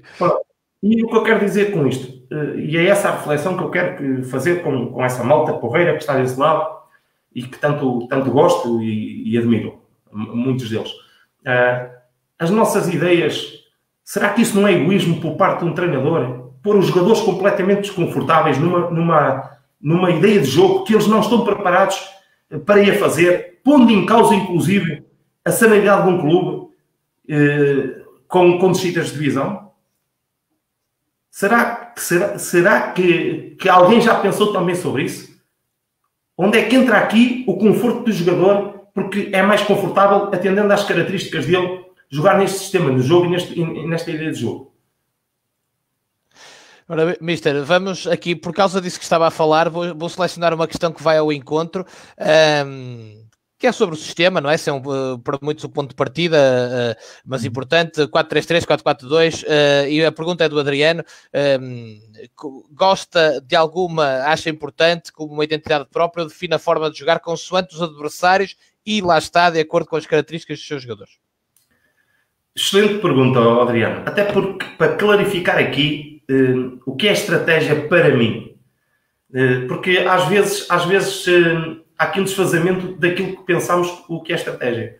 O Ricardo Soares não acredita em mudar, lembrar-se, vai jogar agora contra uma equipa e mudar o sistema para 5-4-1 quando está a trabalhar 4-3-3 ou 4-4-2 durante 3 meses. E então, para aquele jogo, ele optou por mudar o sistema de jogo para 5-4-1, por exemplo, e mudar as dinâmicas de jogo. E então, nessa semana, ele alterou todo um processo e uma metodologia de treino, porque se lembrou que iria anular esse adversário. Não foi isso que eu disse. Nada disso. Nada. Zero. Nisso eu não acredito. No entanto, conheço treinadores, e todos que estão a ouvir conhecem, basta pensar um bocadinho. Não vou dizer nomes por respeito. Porquê? Porque há treinadores que o fazem e têm sucesso. Eu não estou contra, pelo contrário. Parabéns, excelente. Eu não faço isso, não penso dessa forma. Não. O que eu faço é, eu escolho uma ideia de jogo, que pode ser 4-4-2, pode ser uma ideia em 4-3-3, escolho e depois vou com ela, porque demora muito tempo a ideia, no fundo, a ganhar forma, a ficar equilibrada nos momentos de jogo. Treinar um sistema de jogo, para mim, não sei se os outros conseguem fazer isso com muita rapidez. Tenho o seu tempo, tenho as suas etapas. Portanto, eu não, como eu disse, eu não salto etapas também. E eu acho difícil, às vezes também já me fizeram a pergunta, mas quantos sistemas de jogo tu tens? Eu tenho um que me permite jogar de várias maneiras. Tenho um. E depois, no ano seguinte, se eu continuar no clube, eu provavelmente irei ter a oportunidade, se os jogadores forem os mesmos, o processo vai ser mais fácil, a adaptação vai ser mais fácil e a segurança também vai ser mais fácil para eles interpretar isso. Então, quando achar que isso acontece, eu posso trabalhar outro sistema também, não é? Mas, respondendo à pergunta do Adriano, é basicamente isto. Claro que o sistema é importante. Para mim é. Mas eu ouço pessoas a dizer que não é, que o que interessa é a dinâmica. Obviamente que o que interessa é a dinâmica, o futebol não é parado. Mas o sistema também é importante. E qual é o sistema que tu mais gostas, Ricardo? Eu gosto de todos. Eu gosto de todos, porque eu posso ter um sistema em 4-3-3, em que a ideia de jogo é dominar o jogo. E posso ter um sistema em 4-3-3, que a ideia de jogo pode ser uma ideia mais conservadora, menos risco e mais transições. O 4-4-2 também posso fazer. O 3-5-2 também se pode fazer. É assim que eu vejo as coisas. Portanto, o Filipe Ferreira pergunta-te, Ricardo, o Filipe Soares cresceu muito com a tua chegada, tem a ver com mudança de posicionamento e estratégia ou esse treino que há pouco referiste? Com as duas coisas. Mas falar do Filipe Soares. O Filipe Soares cresceu porque trabalha muito, é um grande profissional, tem 20 anos, tem um talento enorme. E eu vou dizê-lo aqui porque já o disse a ele pessoalmente. Ele tem uma capacidade tremenda. Tem qualidades, tem um conjunto de valências que faz dele diferente dos outros. Um médium box-to-box que tem um conjunto de valências muito acima da média dos jogadores que jogam e que são box-to-box. E tem uma capacidade de trabalho e uma humildade a trabalhar fascinante. Aliado a isso, ele no princípio até parecia, e ele que me perdoe se estiver a ver ou se alguém for dizer, no princípio parecia que ele até nem queria ouvir muito, mas não, é o contrário, ele ouve, ele gosta de ouvir, ele gosta de saber o que é que tem que melhorar, e de facto ele tem que melhorar algumas coisas, é verdade. Fizemos um trabalho específico, novamente um trabalho específico, estamos a fazer um trabalho com ele para melhorar as valências que eu entendo que ele tem que melhorar. Mas, repito, o talento está lá. Ele tem. Eu quero é tirá-lo cá para fora. Quero extraí-lo cá para fora. E eu tenho a obrigação, até porque a minha profissão assim o exige, a minha função é rentabilizar os ativos. Ele é um excelente ativo que nós temos à nossa disposição. Um excelente jogador. E ele vai melhorar muito. Ele cresceu muito. Porquê é que ele cresceu? Porque tem o talento, tem o compromisso e a capacidade de trabalho, tem o foco e agora anda cá. Olha, estás a ver, se tu fizeres isto, se os teus apoios fizerem isto, quando a bola estiver ali, tu antecipares o pensamento, repara, quando a bola chegar a ti, tu já tens que saber o que é que vais fazer. Se vais driblar, se vais receber orientado, se vais jogar e pedir na frente. Olha, outra coisa, tu não achas que se tiveres esta forma de te movimentares dentro do campo, tu não vais jogar? Anda cá, vamos trabalhar. O que é que tu dizes? O que é que tu achas? Sentes-te melhor assim? Não sentes? Filipe, anda cá. Tu bates forte na bola, mas a bola não vai à baliza. Anda cá, vamos fazer um trabalho específico. Olha, vamos fazer uns remates à baliza. Anda cá, eu e tu. 10 bolas. Trigueira, ajuda-me aqui, Pazzi, ajuda aqui, ou Macedo. E lá eles vêm, eles lá nos ajudam no final do treino. Temos que ter algum cuidado. Porque no final do treino pode haver ali algum desgaste energético e nós temos que ter algum cuidado para... porque isto tem sempre... As ações que nós estamos a fazer têm essa condicionante. Nós temos que ter muito cuidado para... Até porque ele é extremamente importante para a equipa. E nós não podemos perder. Nesse sentido, mesmo às vezes no treino, eu tirava-o do treino e mandava-o para um colaborador meu, já previamente estipulado, obviamente, na unidade de treino. olha, neste período ele vai sair contigo e tu vais fazer este tipo de trabalho, este. E ele foi fazendo. Começou as coisas a aparecer, mas não foi só ele. Temos ali 4, 5 jogadores que estão completamente transformados para melhor e com uma margem de produção tremenda. Eu acho que o Filipe tem um potencial enorme, mas ele ainda ele tem que crescer mais, muito, muito mais, porque ele pode crescer e tem margem para crescer. Ricardo, mais uma vez ao que estava a dizer, Ismael, pergunta se esse treino individual é feito de forma analítica ou dentro dos jogos reduzidos. Não. Numa primeira fase, esse trabalho é feito de forma analítica. Vamos por partes. Se eu estou a dizer que eu tiro do treino e ele está sozinho, com bola, a ter os procedimentos, está ali a fazer aquilo que nós entendemos e a melhorar aquilo que nós entendemos que ele tem que melhorar, aquelas valências que nós temos que aperfeiçoar. E só com o treino, repito, novamente o treino. O treino é que tem o poder de melhorar as pessoas. Isto não é com palavras bonitas e anda cá, tu vais ser um grande jogador. Não é isso que o jogador quer ouvir. O jogador quer ouvir o que é que eu tenho que fazer para ser melhor? Como é que eu tenho... eu bato mal na bola. Parece aquelas pessoas, às vezes que nós ouvimos, e eu tive alguns...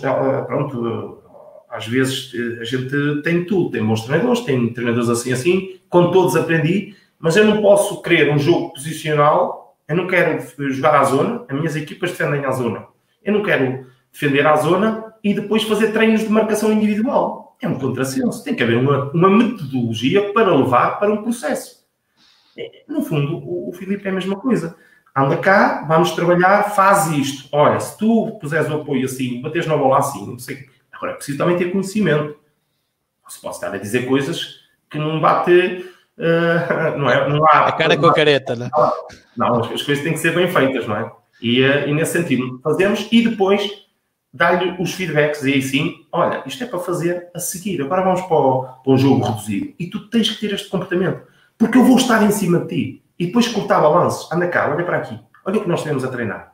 Olha, está aqui o treino individualizado. Estás a ver? Eu estou-te a pedir isto. Mas olha, tu aqui não estás a fazer bem. Estás a ver porque é que perdeste a bola? Olha aqui. Olha que coisa linda. Dá cá um abraço. Dá cá um abraço ao Filipe. Olha que coisa linda tu aqui fizeste, rapaz. Porquê é que fizeste? O que é que achas que... Qual a diferença desta eficácia nesta ação e qual a diferença entre esta que a ação não foi meritória? Tu perdeste bola. Analisa tudo. O que é que tu vês aqui? Perguntas. Não é só eles a perguntar ao treinador. Nós também lhe perguntamos coisas. Porque eu só posso... Primeiro, há duas coisas que eu tenho para mim. E daí eu dizer que o talento quem tem é os jogadores. Ninguém pode ensinar quem não quer ser ensinado. Os treinadores convenham dizer que dão talento aos jogadores. Não dão nada. Quem tem o talento são os jogadores. Podem dizer isso para puxarem para eles. Eu também podia dizer isso. Agora pegava, fruto dessa boa pergunta, eu dizia assim, não penso assim, não vou falar assim. Não penso assim, não penso. Ora, duas perguntas que vamos transformar numa só, porque o tema acaba por se cruzar. O Pedro Sousa pergunta como preparas os microciclos de treino e a metodologia que mais gostas. E o Nelson Carvalho, como é que organizas as unidades de treino, tendo a parte inicial, fundamental e final? Nós temos uma equipa técnica da qual confio, uma excelente equipa técnica. Nós falamos a uma só voz. Chegámos ali, escolhemos a ideia de jogo que queremos implementar no clube onde chegamos. A partir desse momento, nós trabalhamos essa ideia. Como é que trabalhamos essa ideia? Para trabalhar isto, nós treinadores, achamos sempre que é pouco tempo. Nós queremos as coisas a aparecer, mas tem as tais etapas. E qual é a melhor forma de podermos avançar? Eu dou este exemplo. Eu, num treino, estou a trabalhar a linha defensiva de 4. Caço os defesas todos, faço 2 estruturas, porque normalmente as equipas são compostas desta forma, e eu estou a trabalhar a linha de 4. Mas eu estou a trabalhar só estes 8. Depois, no outro lado, está a trabalhar a linha intermédia. Eu estou a trabalhar aqui e na linha intermédia está o Maurício Vaz e está o Leandro, por exemplo. E o Eduardo estará nos avançados, a trabalhar. E, resumindo, nós partimos a nossa ideia para depois a juntar. Mas se o treino incidia, essa unidade de treino incidia principalmente na organização defensiva, a seguir a este partido, por isso é que eu estou na organização defensiva um bocadinho mais por aí, por ser o treinador, e nós sabemos que às vezes as coisas diferem de treinador para adjuntos, nós sabemos isso, não vale a pena estar aqui a dizer que não, é verdade, às vezes só a presença do treinador, o jogador parece que dá mais um bocadinho, não quer dizer que não dê também com os outros, mas é um bocadinho diferente e nós sabemos que é diferente. O foco deles, aliás, eu estou num grupo e sinto muitas vezes, olho e eles estão a olhar, dão uma olhadela para o lado de cá para ver o que é que se está a fazer deste lado. É assim, já como jogador eu fazia isso também. Exatamente. E depois o que é que acontece? Nós partimos então a unidade de treino, previamente estabelecida, e depois passamos para outro exercício, por exemplo, um jogo reduzido. Mas no jogo reduzido, as duas equipas, as duas linhas, as duas estruturas de linha de 4, os 4 vão estar numa equipa e a outra linha de 4 vai estar noutra equipa. E vai estar o Eduardo a ver e a organizar de um lado e a ver os comportamentos dessa linha defensiva, mesmo num jogo reduzido, e a dar feedbacks, e do lado contrário, para não se cruzarem as vozes, vai estar outro colaborador meu, pode ser o Maurício, pode ser o Leandro, responsável pelo alinhamento. Se eles estão bem alinhados, se os encurtamentos estão a ser bem feitos, se o fecho de baliza está a ser bem feito, se a subida e descida das linhas está a ser correta e articulada e com cadência, se os apoios estão bem orientados. Portanto, estes pormenores, se a bola está descoberta, se eles tiram profundidade, se não tiram, quando é que tiram, estão ali. Aquilo está totalmente encaixado. Está totalmente encaixado. Por exemplo, dou outra ideia. Os jogos reduzidos, normalmente as pessoas dizem que são jogos reduzidos, muita gente, e bem, não é isso que está em causa, que põe os jogadores em constrangimento espaço-temporal, para ter boas tomadas de decisão, para estarem sob constrangimento em espaço, mas conseguirem ter boas tomadas de decisão e conseguir jogar. Mas repara, eu posso ter um jogo reduzido, e faço isso muitas vezes, de 80 metros no 7x7. E ponho em 80 metros. Porque se eu quero trabalhar, se o foco for trabalhar as duas linhas defensivas, não faz sentido eu ter o campo muito em comprimento e em largura. Parece desajustado para obrigar a linha defensiva a vir cá para cima para conseguir combater a profundidade e obrigar o guarda-redes também a estar alinhado e articulado com a linha defensiva para combatermos a profundidade. Se calhar faz. Não é? E a equipa está junta igual, está na mesma pequena, porque eles são obrigados a jogar ali. Da mesma forma que se for atacar, eles têm que passar uma zona, senão não vale o golo. E a equipa anda na mesma ali. Tem muito espaço, que normalmente é o espaço que as linhas defensivas deixam para os guarda-redes, quando estão em bloco médio ou bloco alto. Em relação Para o Gonçalves, força. Em relação à pergunta mais concretamente do microciclo. O microciclo, nós temos que ter sempre em atenção no microciclo. Pronto, num microciclo padrão de jogo domingo a domingo, nós treinamos à terça-feira. Temos que ter em atenção, obviamente, os regimes. Não é? Já sabemos que à terça a equipa que jogou tem que fazer recuperação e nós trabalhamos a ideia de jogo.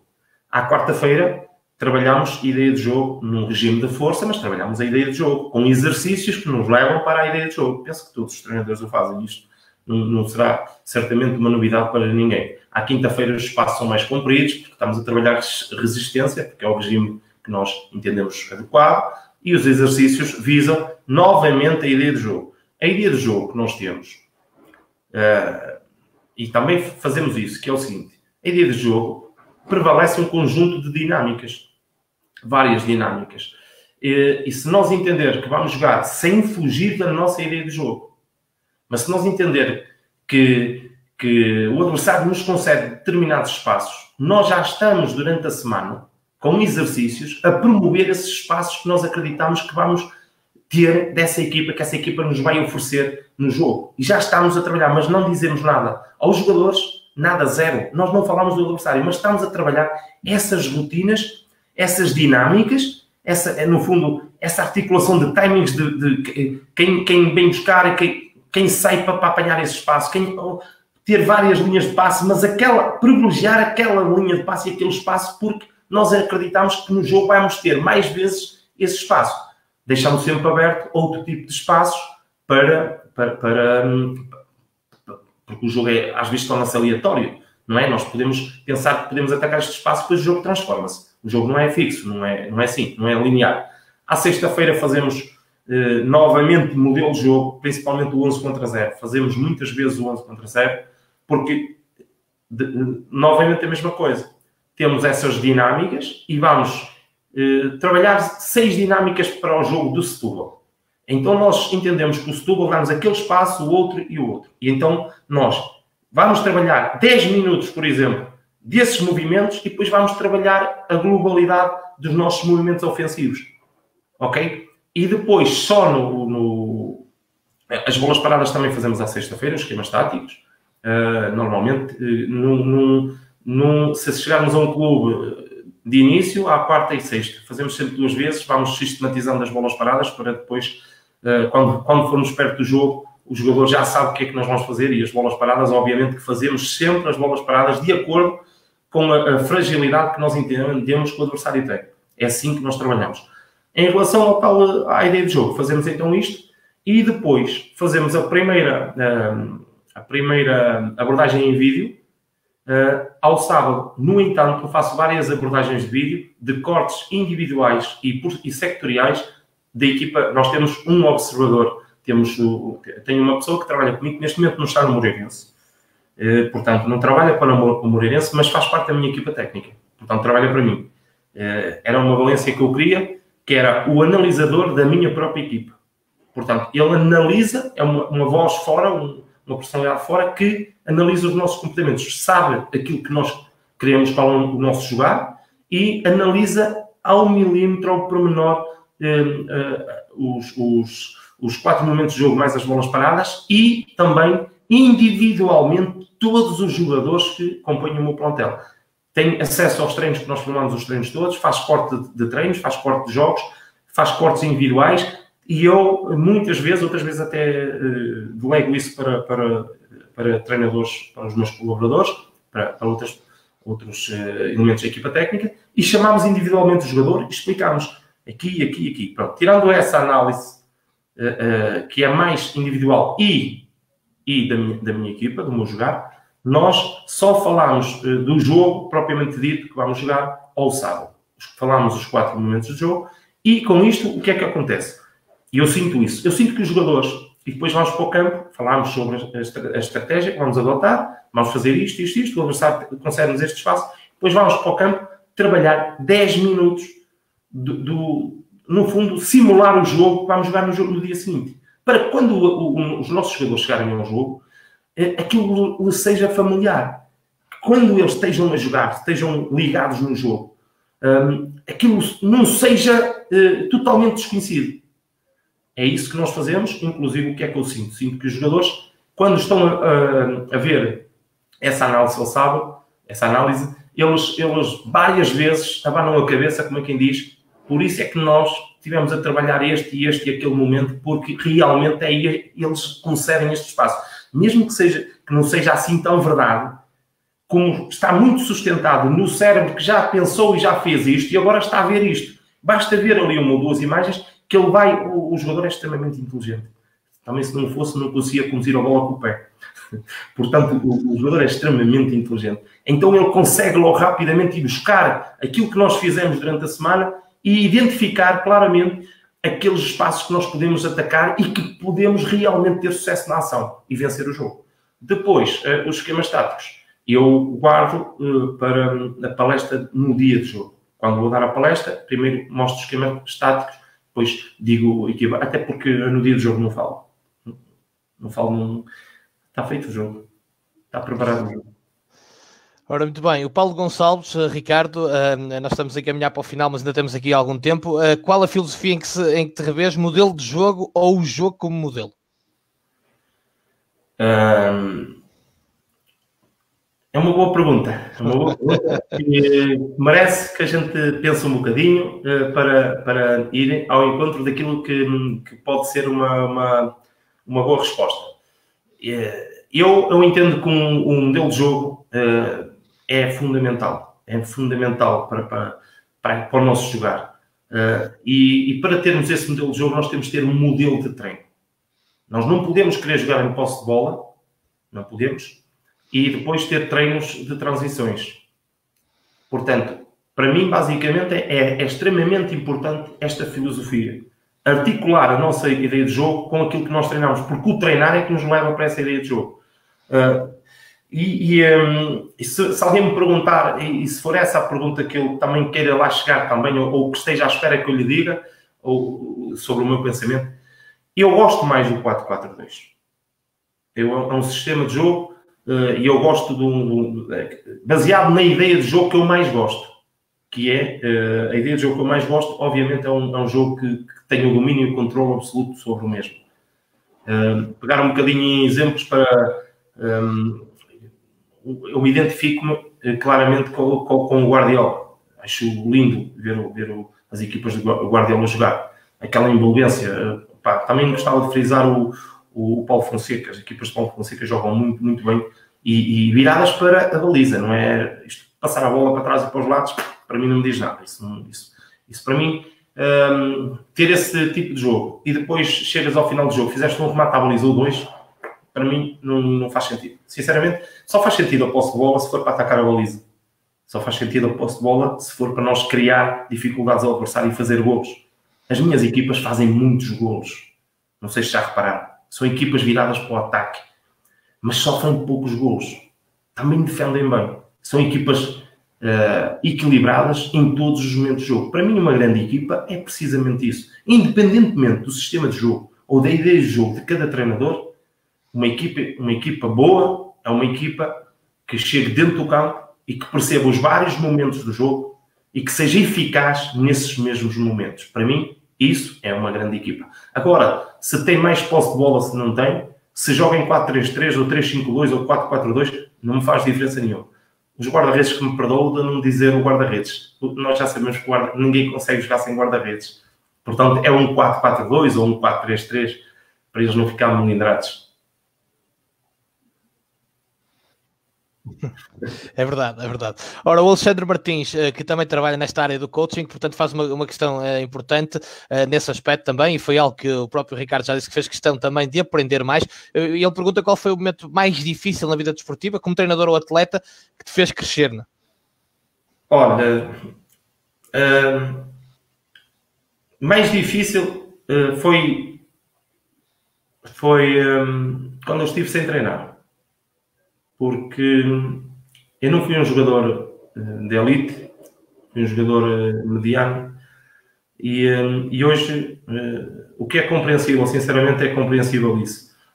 Os presidentes, as administrações, ao contratar jogadores, podem contratar ex-jogadores, lançá-los. Há vários exemplos, muitos exemplos, e esses jogadores, se tiverem um erro, como estão na Primeira Liga, ainda podem vir para a Segunda Liga. E também têm um passado excelente. Isto não é nenhuma crítica, atenção. Porque as pessoas têm essas oportunidades, certamente porque têm qualidades mais que suficientes para estarem lá. E depois, se não sustentarem o resultado, obviamente que lhes acontece, como acontece a todos os treinadores. Mas se começas cá em cima... tens mais oportunidades, até por isto que frisei agora, mas no meu caso as oportunidades são poucas. Se falhares, ficas sem treinar. E eu, felizmente, as coisas têm-me corrido bem nesse sentido, tenho atingido os objetivos, mas houve momentos que eu pensei que poderia hipotecar a minha vida enquanto treinador. Não escondo que houve. Houve alturas em que eu senti que seria extremamente difícil treinar na distrital e chegares à Primeira Liga. Mas acreditei sempre que cá chegaria e formei-me para tal. Momentos difíceis são esses, é nós vivermos angustiados por a nossa sede de sucesso, porque era a única forma que me podia levar, no fundo, à elite do futebol, enquanto treinador, e a noção e convicção de que se eu falhasse, eu morria, porque não há divisão abaixo da distrital. Não é? Não há. Então, se eu começo pela distrital e consigo cavalgar por aí acima e chegar onde cheguei, isto não só é uma fonte de inspiração para muitos que estão nas mesmas circunstâncias, e eles, se eles tiverem a determinação, a garra, a crença, a vontade enorme e a sede de conhecimento, certamente também lhes vai proporcionar uma carreira. Agora, é mais difícil para essa gente. Eu incluo indiscutivelmente nessa gente, porque por isto que mencionei agora. Ora bem, antes de fecharmos, há aqui duas perguntas que têm a ver com a tua carreira. O Filipe Silva pergunta, dá os parabéns, e depois aquele Vitória B Ribeirão em 2013, que acabou 5-5, foi o jogo mais louco que dirigiste no banco. Foi, Filipe, um grande abraço e obrigado por te lembrares desse fantástico jogo. Foi um jogo excepcional, em que a minha equipa sofre 5 golos, que não é nada normal. Tivemos em vantagem e em desvantagem, foi alucinante. Momentos difíceis, e uma vez que estamos a falar, e já que a pergunta é para os momentos difíceis, e eu não tinha entendido para os momentos num jogo de futebol, também vou dizer num jogo de futebol. Tenho um jogo que fica marcado para toda a vida, não há que esconder.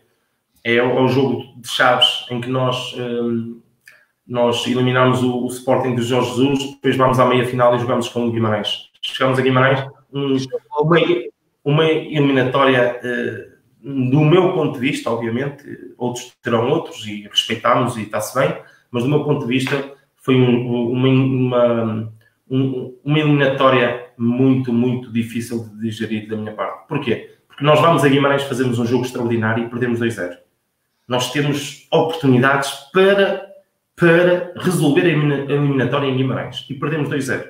E eu recordo-me, até porque são coisas que não se esquecem. E o Chaves, um grande abraço para Chaves, o Chaves tinha uma classificação que nos permitia arriscar. E o que é que eu fiz? Eu, equipa técnica, a nossa equipa técnica.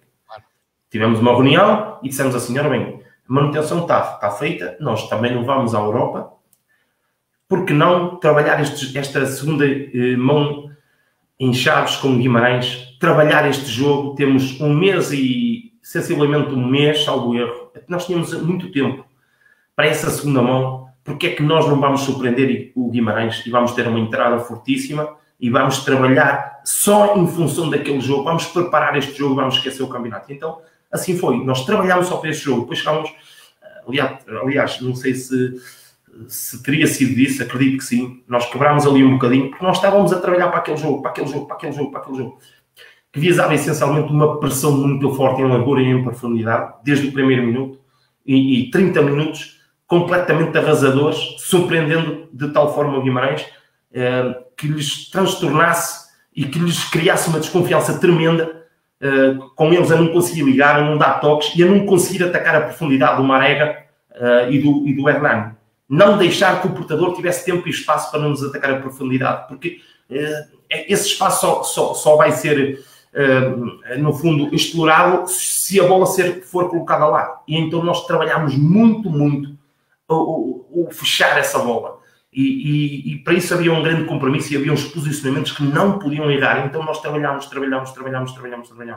Vem o Guimarães à nossa casa e, como acho que não é preciso falar muito sobre esse jogo, aquilo foi um jogo fantástico de Chaves, os jogadores fizeram um jogo extraordinário e que nós vamos para 3-0, que estávamos na eliminatória e sofremos um gol caricato, que aquilo é uma coisa, é uma obra, olha, já não tinha que ser, e depois, como se não bastasse, nós falhámos o penalti, ainda por cima o Braga, um homem que eu gosto, um excelente profissional, um grande jogador que eu tive o privilégio de treinar, fantástico o Braga, um abraço para o Braga, pá. mas que grande ser humano que ali está, que grande profissional e com um talento enorme. E, ainda por cima, coube a ele ficar com esta marca. Eu penso que ele, e até pela personalidade dele, que ele é extremamente equilibrado e sabe que foi ele como poderia ter sido outro, mas aquilo marcou-me profundamente. Porquê? Porque não só atrasou-me a minha carreira, porque uma ida ao Jamor transfere no fundo, algum sabor a um treinador e transfere também competência, porque ir a uma final da Taça de Portugal não é para todos.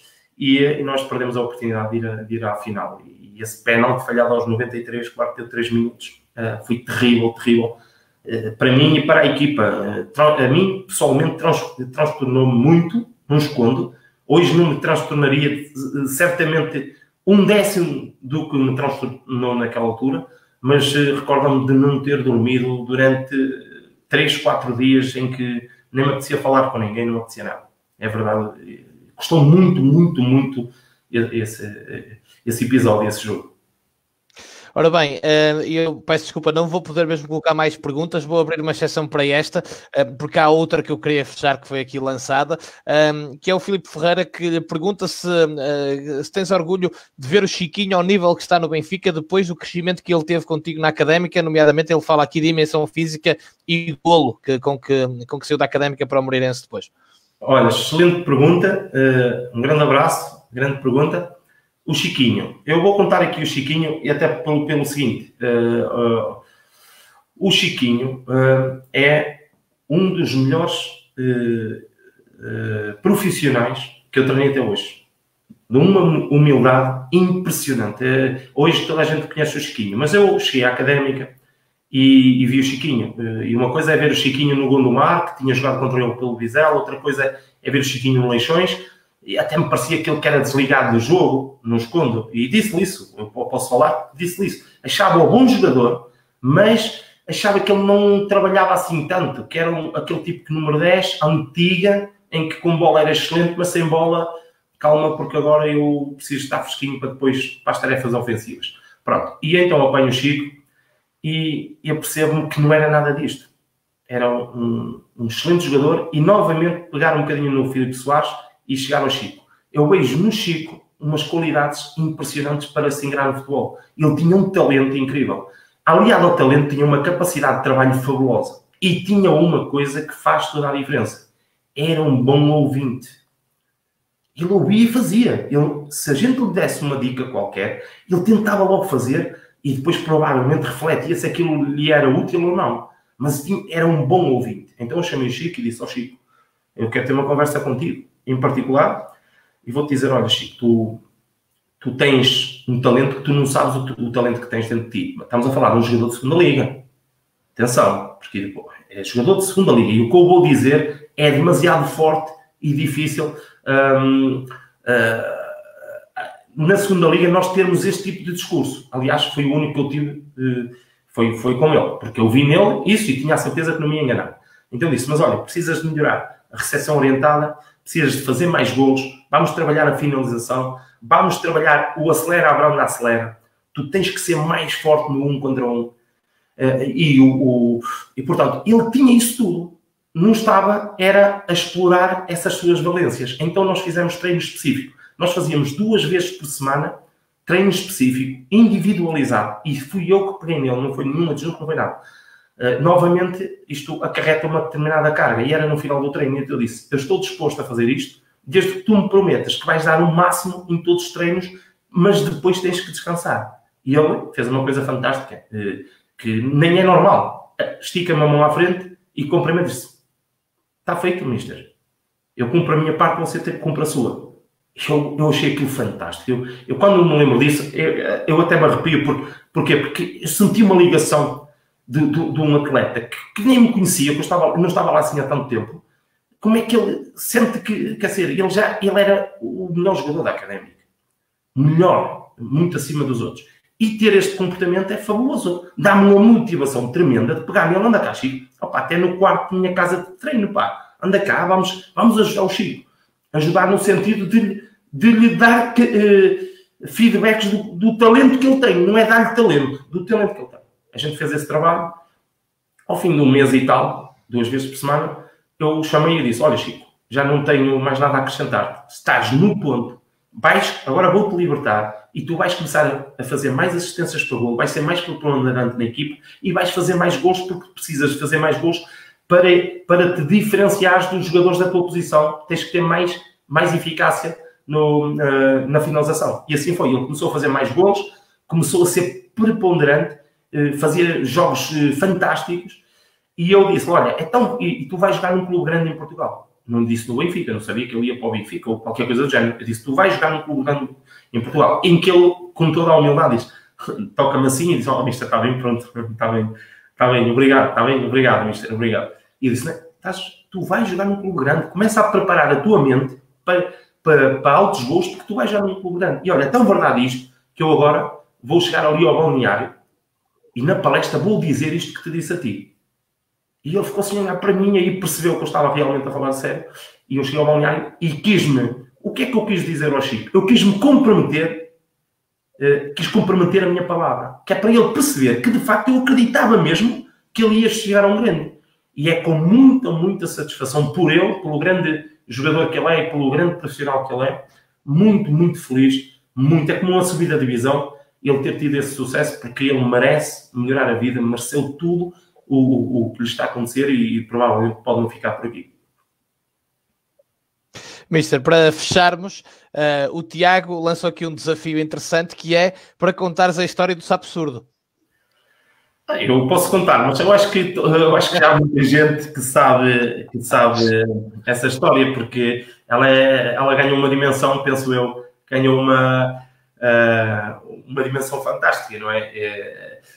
Eu tenho o hábito de ler livros de histórias e ler livros de liderança, principalmente. Gosto muito Agora estavas a ler a Resiliência, não é? Resiliência, já acabou há muito. Ele também não é assim muito leve, por isso era fácil para rapidamente acabar o livro. Mas pronto, voltando à história. É uma história. Eu estava a ler e li essa história num livro, agora não lembro que livro foi, mas li dentro de outras histórias que li. E achei, porque eu sou abordado na rua, isto para os nossos ouvintes, porque é verdade e eu tenho que o dizer e tenho essa responsabilidade. Eu quero essa responsabilidade e sinto que tenho essa responsabilidade social. Eu sou abordado muitas vezes na rua por pessoas e por treinadores de formação, treinadores da Distrital, que vêm ter comigo com palavras muito simpáticas, muito encorajadoras, muito motivantes, a dizer: você é um exemplo para mim, mister, obrigado, o seu exemplo transforma em mim uma motivação extra para tentar ser treinador, que é a minha paixão, e você é um grande exemplo disso. E então, o que é que eu quero dizer com isto? A história do Sapsurdo tem tudo a ver com aquilo que no fundo, que é a minha carreira, uma boa analogia. Porque eu, quando comecei a treinar, as pessoas, os meus amigos, eu tinha aquela força da juventude, não é? 15 anos atrás, nós ainda... Pronto, nós à medida que vamos amadurecendo, somos mais comedidos nas palavras, somos mais serenos, mais equilibrados. Mas nessa altura, aquela minha vontade de ser treinador, até pelo efeito Mourinho, aparece o Mourinho, aquela arrogância dele, arrogância positiva, aquela confiança tremenda nele, que faz despertar, penso que ele faz despertar em todos nós, portugueses, uma vontade enorme de ser treinador. Havia poucos treinadores e agora não falo de treinadores. E é um bocadinho daquilo que se passou com aquela arrogância positiva e confiança do José Mourinho. E, portanto, e como eu estava a dizer, e então essas pessoas abordam e repara, eu começo a treinar e estava na Distrital e eu quero ser treinador. Queres ser treinador? Não, eu quero ser treinador, vou ser treinador de elite. Eu vou ser treinador. Eu tenho aí o Nelson Lenho sabe disso, porque eu nessa altura dizia, eu, sem empresários, com empresários, eu vou lá chegar, eu não quero saber. Eu estava mesmo focado nisto, preparei-me, tinha o 6º ano e tive que tirar o 12º ano. Eu não sabia mexer num computador, hoje mexo num computador de uma forma exemplar. Portanto, eu tirei os cursos, eu tirei curso de coaching, eu formei-me para ser treinador. Portanto, o meu foco era tão grande que eu esforcei-me ao máximo e a minha sede de conhecimento deu-me valências. Mas quando dizia isso à vida dos meus amigos, que até eram meus amigos, eles diziam assim, mas é calado, tu vais chegar aonde? Pá, está calado. Eu disse, não, eu vou lá chegar. Eu quero jogar, eu agora nem vou dizer onde é que quero jogar, porque eu já estou na Primeira Liga, mas eu dizia outras coisas que não era só a Primeira Liga. Não vou dizer agora, porque eu quero lá chegar e vou lá chegar. Acredito que vou lá chegar. Mas se não chegar, eu pelo menos fiz tudo para lá chegar. Vou ser sempre uma pessoa extremamente feliz por aquilo que me tenha conseguido e pelo futebol. Vou ser sempre grato ao futebol. E então, ir ao SAP, porque tu tens que acabar, não é? As pessoas diziam, não vai chegar, não. Eu nunca ouvi essas pessoas. Até o meu adjunto, que olha que está comigo, me disse, olha, tu vais chegar aonde? Tenta, mas é não perderes. Tenta, mas é não ser despedido este ano, pá, que já é bom. Agora quer chegar à Primeira Liga, está na e tal. Pronto, aquela... E é o meu adjunto, o homem que eu... de confiança tremenda, um grande homem que eu tenho, o Maurício Vaz. Um abraço para o Maurício. E pronto. E a história do SAP é precisamente isso. Eu não ouvia ninguém. Eles diziam que eu não ia chegar, mas eu não os ouvia. Não queria saber. O SAP, basicamente, a história do SAP, as pessoas vão ter a oportunidade e vão ter curiosidade de ver a história do SAP Sul. É basicamente isto. Nem preciso dizer a história do SAP, porque é uma analogia perfeita àquilo que foi a minha carreira e àquilo que tem sido a minha vida. Acreditar em si, e é uma excelente mensagem para terminarmos. Obrigado a toda a gente que esteve desse lado a acompanhar. Obrigado acima de tudo ao Ricardo por esta deliciosa partilha e por teres aberto da forma como abriste as tuas ideias, a forma de estar no jogo e na vida, porque já que falamos de Simeone, ele disse isto muito bem: o que nós somos na vida somos no jogo, e é preciso ter isso em consideração. E portanto, deixar um grande abraço, foi um enorme privilégio, Ricardo, e obrigado. Obrigado eu, e um grande abraço à malta que nos esteve a ouvir. Espero que tenha sido útil este momento de partilha e que todos nós possamos acrescentar valor a cada um de nós. Um abraço e obrigado mais uma vez. Muito obrigado. Fica por aqui então esta conversa com o Ricardo Soares. Foi um momento fantástico. Acho que toda a gente vai reconhecer isso. Daqui a pouco já estará no nosso canal do YouTube, para quem não teve a oportunidade de ouvir tudo, para que possa ouvir depois e quando entender. Por hoje fica por aqui a Quarentena da Bola. Continuaremos a trazer até vocês todos muitos conteúdos para nos ajudar a passar este tempo e para nos ajudar a falar daquilo que nos apaixona, o jogo. Um abraço a todos. Boa noite.